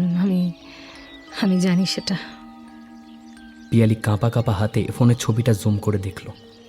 কয়েকটা পরপর ছবি দেখল। ওর মুখের একটাও কথা আসছে না। চোখের কোল বেয়ে শুধুই টপ টপ করে 2 ফোঁটা জল বেরিয়ে এলো। পিয়ালি বারবার ছবিগুলো ঘুরিয়ে ফিরিয়ে দেখে যাচ্ছে। ও হয়তো চাইছে ওগুলো মিথ্যে হোক, ওর দেখার ভুল হোক, কিন্তু তা তো হবার নয়। বিছানার উপর ধপ করে বসে পড়ল পিয়ালি। ফোনটা তখনও হাতে ধরা। চোখের কোণে জলটা শুকিয়ে গেছে, কিন্তু ওর মুখে একটাও কথা ফুটছে না। পিয়ালির হাত থেকে শ্রেয়া নিজের ফোনটা নিল, তারপর বলল, তুমি হয়তো প্রশ্ন করবে এই ছবিগুলো কোথা থেকে পেলাম। তার উত্তর আগেই আমি দিচ্ছি। 2টো কল রেকর্ডিং শোনাচ্ছি, যার এই প্রান্তে আছে এক পুলিশ অফিসার জিৎ সিংহ রায়, আর অন্যদিকে শ্রীনন্দার এক বন্ধু আর শ্রীনন্দার বাবা। শ্রেয়া রেকর্ডিংটা প্লে করল। একে একে 2টো রেকর্ডিং চলে গেল। পিয়ালি কোনো কথা না বলে চুপ করে শুনে গেল। এত বড় বিশ্বাসঘাতকতা কেন? কারণ খুব স্বাভাবিক পিয়ালিদি। তুমি কি এখনো বুঝতে পারছো না? তোমার সম্পত্তি, যা তোমার মৃত্যুর পর লিগালি সায়ন্তনের হবে, আর তারপর ওদের রাস্তা পরিষ্কার। আমার পর তুমি হঠাৎ করে কেন এত অসুস্থ হলে পিয়ালিদি? সন্দেহ জাগেনি তোমার মনে? কেন তোমাদের কাজের রান্নার লোক রাখা হয় না? কেন সব রান্না সায়ন্তন করে? কারণ তোমাকে স্লো পয়জনিং করা হচ্ছে পিয়ালিদি। আচ্ছা, তুমি যদি বিশ্বাস না করো তো আমার একটা প্রশ্নের উত্তর দাও তো। সেদিন আমি যে তোমার রান্নাঘরে গিয়ে চা করেছিলাম, এই কথাটা নিশ্চয়ই সায়ন্তনকে জানিয়েছ। ও কি তারপর ব্যস্ত হয়ে রান্নাঘরে গিয়েছিল? ও ওই দিন হ্যাঁ হ্যাঁ হ্যাঁ গিয়েছিল তো, কিন্তু কিন্তুটা আমি বলছি। এসো আমার সাথে। শ্রেয়া পিয়ালিকে হাত ধরে নিয়ে গেল রান্নাঘরে। পিছনে শ্রুতিও এলো। তারপর শ্রেয়ার ইশারায় শ্রুতি টুলটা বাইরের থেকে নিয়ে এলো। শ্রেয়া উপরে উঠে তাক থেকে সে শিশিটা নামিয়ে এনে পিয়ালির হাতে দিল। কি এটা? এটা সুগার ফ্রি ডাস্ট। পরশুদিন আমি এসে পাল্টে দিয়েছি, কিন্তু এখানে আসলে যেটা ছিল সেটা তোমার খাবারে মেশানো হতো। গত পরশু একই রকম শিশিতে সুগার ফ্রি ডাস্ট ভরে রেখে গেছি, তাই সায়ন্তনের সন্দেহ হয়নি। কি মেশানো হয় আমার খাবারে? আর্সেনিক। এই হলো তার ল্যাব রিপোর্ট। তুমি এত সব আমার জন্য করলে, কিন্তু কি করে জানলে তুমি? মানে সেই কথাটা একমাত্র আমি তোমাকেই বলবো পিয়ালিদি, কারণ তোমার সেটা জানা উচিত। কিন্তু সেই সময়টা এখনো আসেনি। এখন তোমাকে আমার সাথে ডাক্তারের কাছে যেতে হবে। তোমাকে যে স্লো পয়জনিং করা হচ্ছে সেটা ওখানেই তোমাকে প্রমাণ করে দেওয়া হবে। এরপর তোমাকে আরেকটা সত্যি জানাবো পিয়ালিদি, যেটার প্রমাণ আমার কাছে নেই। সেটা প্রমাণ তোমাকেই করতে হবে পিহুর জন্য। শ্রেয়া পিয়ালিকে নিয়ে বেরোতেই আবির হাজির হলো গাড়ি নিয়ে। শ্রেয়া আর আবির পিয়ালিকে নিয়ে রওনা দিল। শ্রুতির দায়িত্ব বাড়িতে ম্যানেজ করে বলা যে দিদি জামাইবাবুর সাথে ঘুরতে গেছে। সুমিত গাড়ি নিয়ে সায়ন্তনকে ফলো করছে। কোনো সময় যদি মনে হয় ও বাড়ির দিকে যাচ্ছে তাহলে আবিরদের সতর্ক করে দিতে হবে। পিয়ালি ক্লিনিকে থাকার সময় সায়ন্তনের ফোন আসে। এই সময় প্রতিদিনই যেমন আসে। শ্রেয়ার কথায় পিয়ালি যতটা সম্ভব স্বাভাবিক স্বরে কথা বলল, রোজকার মতো, যেন কিছুই হয়নি। ও বাড়িতেই আছে এমন ভাব করে কথা বলে গেল। ডাক্তারের ক্লিনিকে থাকাকালীন পিয়ালি বুঝে গেল সত্যিই তাকে স্লো পয়জনিং করা হচ্ছিল। তবু তার ব্লাড টেস্ট করা হলো, হেয়ার স্যাম্পল নেওয়া হলো। বিকেলের মধ্যে কনফার্ম রিপোর্টও পেয়ে যাবে। এইবার পালা পুলিশ স্টেশনে যাওয়ার। সেখানে যাওয়ার আগের মুহূর্তেই গাড়িতে শ্রেয়া পিয়ালিকে পিহুর খুনের কথাটা জানালো। এতক্ষণ যে মেয়েটা শক্ত পাথরের মতন দৃঢ়তা নিয়ে সব কথা শুনে যাচ্ছিল, পিহুর কথাটা শুনে যেন সব ভেঙে চুরে একাকার হয়ে গেল।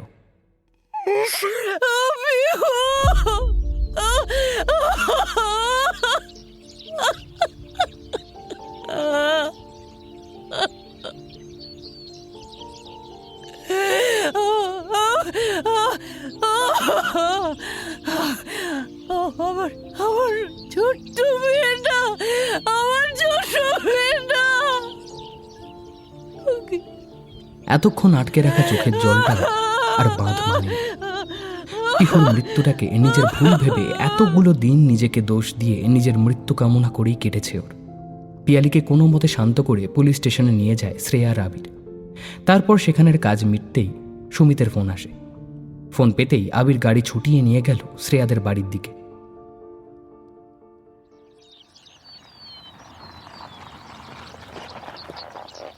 গাড়িটা মেইন গেট দিয়ে ঢুকিয়ে থামালো সায়ন্তন। গাড়ি থেকে বেরিয়ে এসে দরজার বেল দিতেই যাবে, দেখে দরজাটা ভেজানো। ভেজানো দরজাটা ঠেলে ভিতরে ঢুকে আসে সায়ন্তন। ভিতরে ভীষণ অন্ধকার, একটাও আলো জ্বলছে না, জানলাগুলো সব বন্ধ। এমন অদ্ভুতভাবে ঘরটা শান্ত হয়ে আছে যে কোনো মানুষেরই হঠাৎ করে আশঙ্কায় মাথা ভার হয়ে যাবে। দরজা ঠেলে ভিতরে ঢুকতে ঢুকতেই সায়ন্তন ডাকতে থাকে, পিয়ালি, পিয়ালি কোথায়? এই পিয়ালি। কোনো সাড়া আসে না। সায়ন্তন আরেকটু এগিয়ে ঘরের দিকে যেতে আরেকবার ডাক দেয়, কোথায় গেলে পিয়ালি? এবারেও কোনো সাড়া আসে না। সায়ন্তনের প্রাথমিকভাবে কপালে ভাঁজ পড়লেও হঠাৎ করে একটা বাঁকা হাসি খেলে গেল মুখে। তুই কি সব শেষ? এতদিনের পরিশ্রম আজ সফল হলো তাহলে? ঠিক এমন সময় আচমকা ঘরের ভিতর থেকে একটা হাসির শব্দ ভেসে এলো। খিলখিলে হাসির শব্দ, ঠিক যেন একটা ছোট্ট বাচ্চা। শব্দটা কানে আসতেই চমকে ওঠে সায়ন্তন। দ্রুত পায়ে পায়ে ঘরের মধ্যে ঢুকে আসে। ঘরের ভিতরটা অন্ধকার, ওপাশের জানলাটা বন্ধ। ওই জানলার বন্ধ কাঁচের এপাশে ভারী পর্দা। তবুও সেটা ভেদ করে যেটুকু দুপুরের আলো আসছে তাতে বোঝা যাচ্ছে একটা মেয়েলি অবয়ব বসে আছে বিছানার উপর। চুলগুলো মুখের উপরে পড়ে আছে, মুখটা ঠিক দেখা যাচ্ছে না। সায়ন্তন প্রথমটা একটু ভয় পেল, পর মুহূর্তে ধাতস্থ হয়ে বলল, আরে তুমি তুমি এরকম ভূতের মতো অন্ধকার ঘর করে বসে আছো কেন? অদ্ভুত ব্যাপার তো। একটা হাসির আওয়াজ শুনলাম। এই, ওটা কি তুমি করলে নাকি? হ্যাঁ? অবয়বটা কেবল দুপাশে মাথা নাড়ল, মুখে একটা শব্দ উচ্চারণ করল না। সায়ন্তন একটু বিরক্ত হয়ে বলল, এই এসব কি হচ্ছে বলো তো আমায়? ঘরের আলো জ্বালাওনি কেন? কি সব আওয়াজ করে বলছো করিনি? এই তুমি ওঠো তো। দাঁড়াও, লাইটটা জ্বালাই আগে। পাশে সুইচ বোর্ডে সুইচ প্রেস করলো সায়ন্তন, কিন্তু আলো জ্বলল না। আর তখনই পিছন থেকে পিয়ালির গলা ভেসে এলো, চলবে না, চলবে না, লাভ নেই। এই কি হয়েছে তোমার? কেন আলো জ্বলবে না কেন? ও চলতে দেবে না। আজ ও সব প্রতিশোধ নেবে। কি হয়েছে বলো তো তোমার? কি কি কি- কি সব বলে যাচ্ছ? কি আর কি পারছো নাকি? সায়ন্তন এসে পিয়ালির কাঁধ ধরে একটা ঝাঁকুনি দেয়। ছবে না, আমায় ছবে না। ও দেখতে পাচ্ছে এই খাটের উপরে আমার পাশে বসে ও সব দেখছে। ওকে কি জাদা বলছো তুমি? হ্যাঁ, ওকে চেনো না? ওকে তো তুমি মেরে ফেলেছ, মনে নেই? ও সব বলেছে আমাকে। ও প্রতিশোধ নেবে আজ।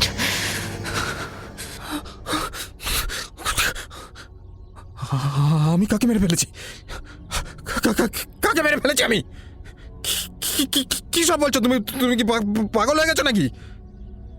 কাকে মেরেছ জানো না তুমি? কাকে মেরেছ? ছাদ থেকে ফেলে আমার পাশ থেকে তুলে নিয়ে গিয়েছিলে আমার ছোট্ট মেয়েটাকে। পিহু তোমাকে ছাড়বে না, ও ছাড়বে না, ছাড়বে না। কি সব উল্টোপাল্টা বলছো তুমি? এসব কে তোমার মাথায় ঢুকিয়েছে? কে বলেছে তোমার এসব? যার সাথে তুমি এসব করেছ সে সব বলেছে। আমার পিহু বলেছে আমাকে। ওই মুহূর্তে আমার পাশে বসে আছে। দেখতে পাচ্ছ তুমি? হ্যাঁ, দেখতে পাচ্ছ চোখ দুটো প্রতিশোধের আগুনে কেমন জ্বলছে? দেখতে পাচ্ছ?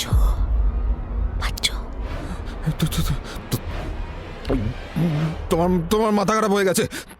মাথা খারাপ হয়ে গেছে তোমার। তোমার তোমার নিয়ে গিয়ে ডাক্তার দেখাতে হবে।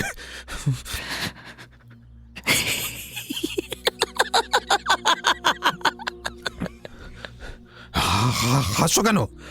হাসছো কেন? ডাক্তার? তুমি আমাকে ডাক্তারের কাছে নিয়ে যাবে? ওই ডাক্তার যে আমাকে দেখে বলে দেবে আমাকে তুমি মারতে চাইছিলে?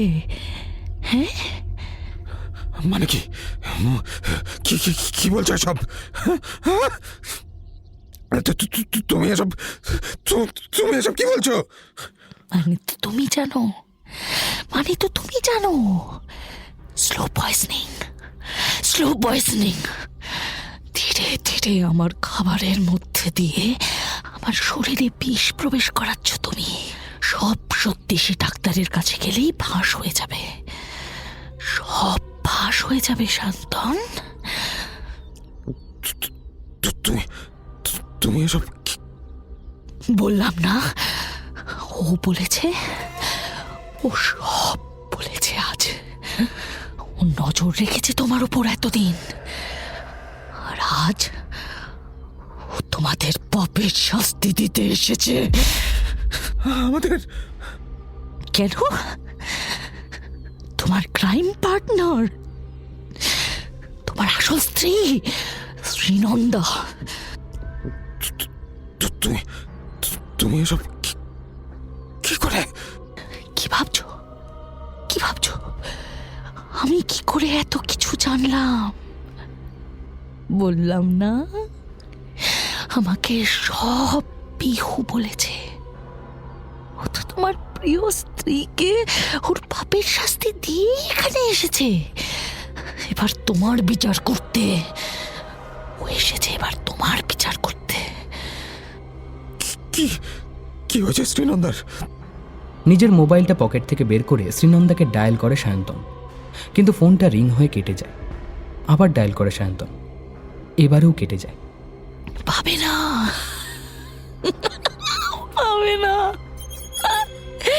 ওকে শেষ করেই তো তোমাকে শেষ করতে এসেছে ও। ওকে না, তুমি মিথ্যা বলছো।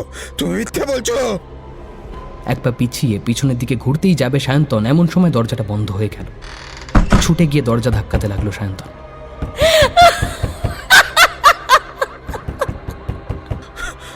কে কে বন্ধ করলো?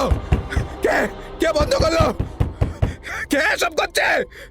বল, কিন্তু ভালো হবে না, বল, ভালো হবে না। আবার বাচ্চার হাসির শব্দ ভেসে এলো পিছন থেকে, পিয়ালির কাছ থেকে। আঁতকে ওঠে সায়ন্তন, ভয়ে ভয়ে পিছনে ফিরে পিয়ালির দিকে তাকায়। দেখে পিয়ালি হাসছে, প্রচন্ড জোরে হাসছে। তোমার সময় শেষ। খুব অদ্ভুত লাগছে সায়ন্তনের। মনে হচ্ছে ও যা দেখছে সব মিথ্যে। একবার ওর মনে হলো গলা টিপে পিয়ালিকে মেরে ফেলবে, কিন্তু পরক্ষণেই মনে হলো পিয়ালি যদি সত্যিই বলে তাহলে তাহলে পিহু আছে এখানে, আর ও সায়ন্তনকে মেরে ফেলবে। পাগলের মতন লাগছে সায়ন্তনের। এদিকে সামনে পিয়ালি হাসছে, চিৎকার করে বলছে, তোমার সময় শেষ শেষ। ওদিকে আবার সেই বাচ্চার হাসির শব্দ আসছে পিয়ালির কাছ থেকে। বন্ধ করো সব, বন্ধ করো, আমি আর পাচ্ছি না, আমি আর পাচ্ছি না। তোমার পাপ স্বীকার করো সায়ন্তন, স্বীকার করো, নইলে যে পিহু তোমায় ছাড়বে না, ছাড়বে না। শ্রীনন্দার মতো তোমাকেও। আমি স্বীকার করছি, আমি স্বীকার করছি। আমায় ক্ষমা করে দে পিহু, ক্ষমা করে দে। আমি চাঁদ থেকে পেলে আমার ভুল হয়ে গেছে। আমায় ক্ষমা করে দে, আমায় পারিস না, আমায় ক্ষমা করে দে। মাথার দুপাশে দুটো হাত দিয়ে ধরে রয়েছে সায়ন্তন। বুকের ভিতরটায় যেন একটা পাগল ঘোড়া ছুটে চলেছে, দরদর করে ঘামছে ও। পিয়ালি এখনো হাসছে না, হাসছে না, কাঁদছে।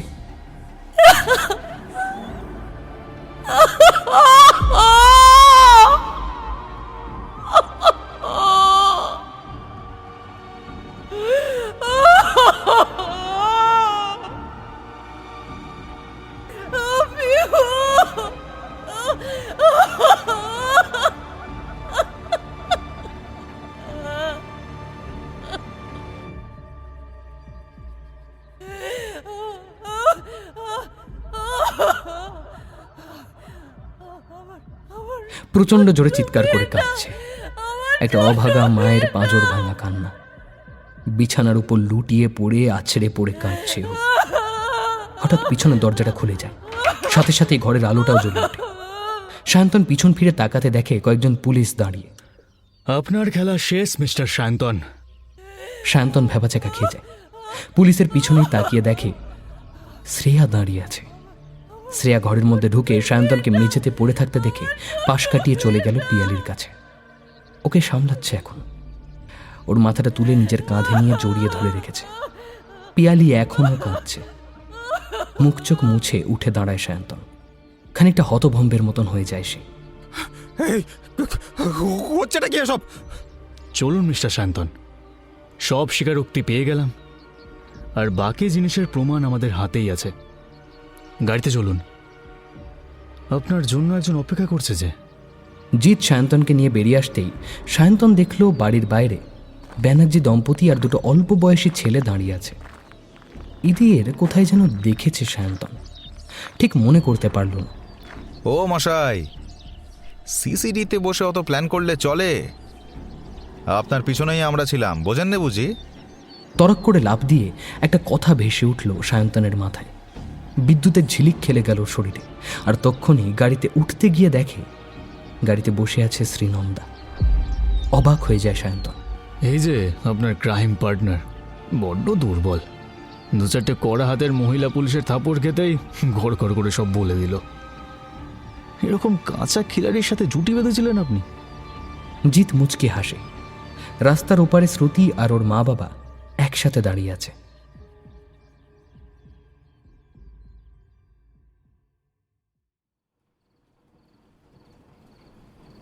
আমি তোমায় একটা কথা এখনো বলিনি পিয়ালিদি। কি কথা? ওই যে আমি কিভাবে জানলাম সব কিছু। হ্যাঁ, আর জেনেই বা কি হবে বলো শ্রেয়া, যা হওয়ার তো হয়েই গেল। তবু এটা তোমার জানা উচিত পিয়ালিদি। বেশ, বলো। তুমি মিথ্যে বলনি পিয়ালিদি। এই ঘরেই পিহু আছে, তোমার পাশেই আছে। কি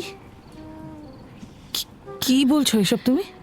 এই যে পুরো নাটকটা তোমাকে করতে বলেছিলাম, সত্যি পিহু সব দেখেছে।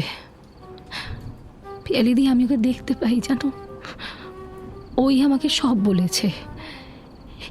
এই কথাটা কেউ জানে না পিয়ালিদি। কি বলছো এসব তুমি? ও কোথায়? ও আমার পিহু কোথায়? ওই তো তোমার পাশেই। আমার পাশে? সে আমি ওকে দেখতে চেয়েছি, কিভাবে? আমি তো দেখতে পাচ্ছি না ওকে। আমাকে কেউ বলেছে যদি মন থেকে চাও তাহলে তুমি ওকে দেখতে পাবে। আমি জানি তুমি পারবে পিয়ালিদি, ও তো তোমার কোলের কাছেই আছে। শ্রেয়া বেরিয়ে এলো পিয়ালির ঘর থেকে, মনে মনে বলল, এখন ওর মেয়ের সাথে ওর একা থাকা খুব প্রয়োজন। পিহুকে দেওয়া কথা আমি রেখেছি, আর এটাই আমার শান্তি।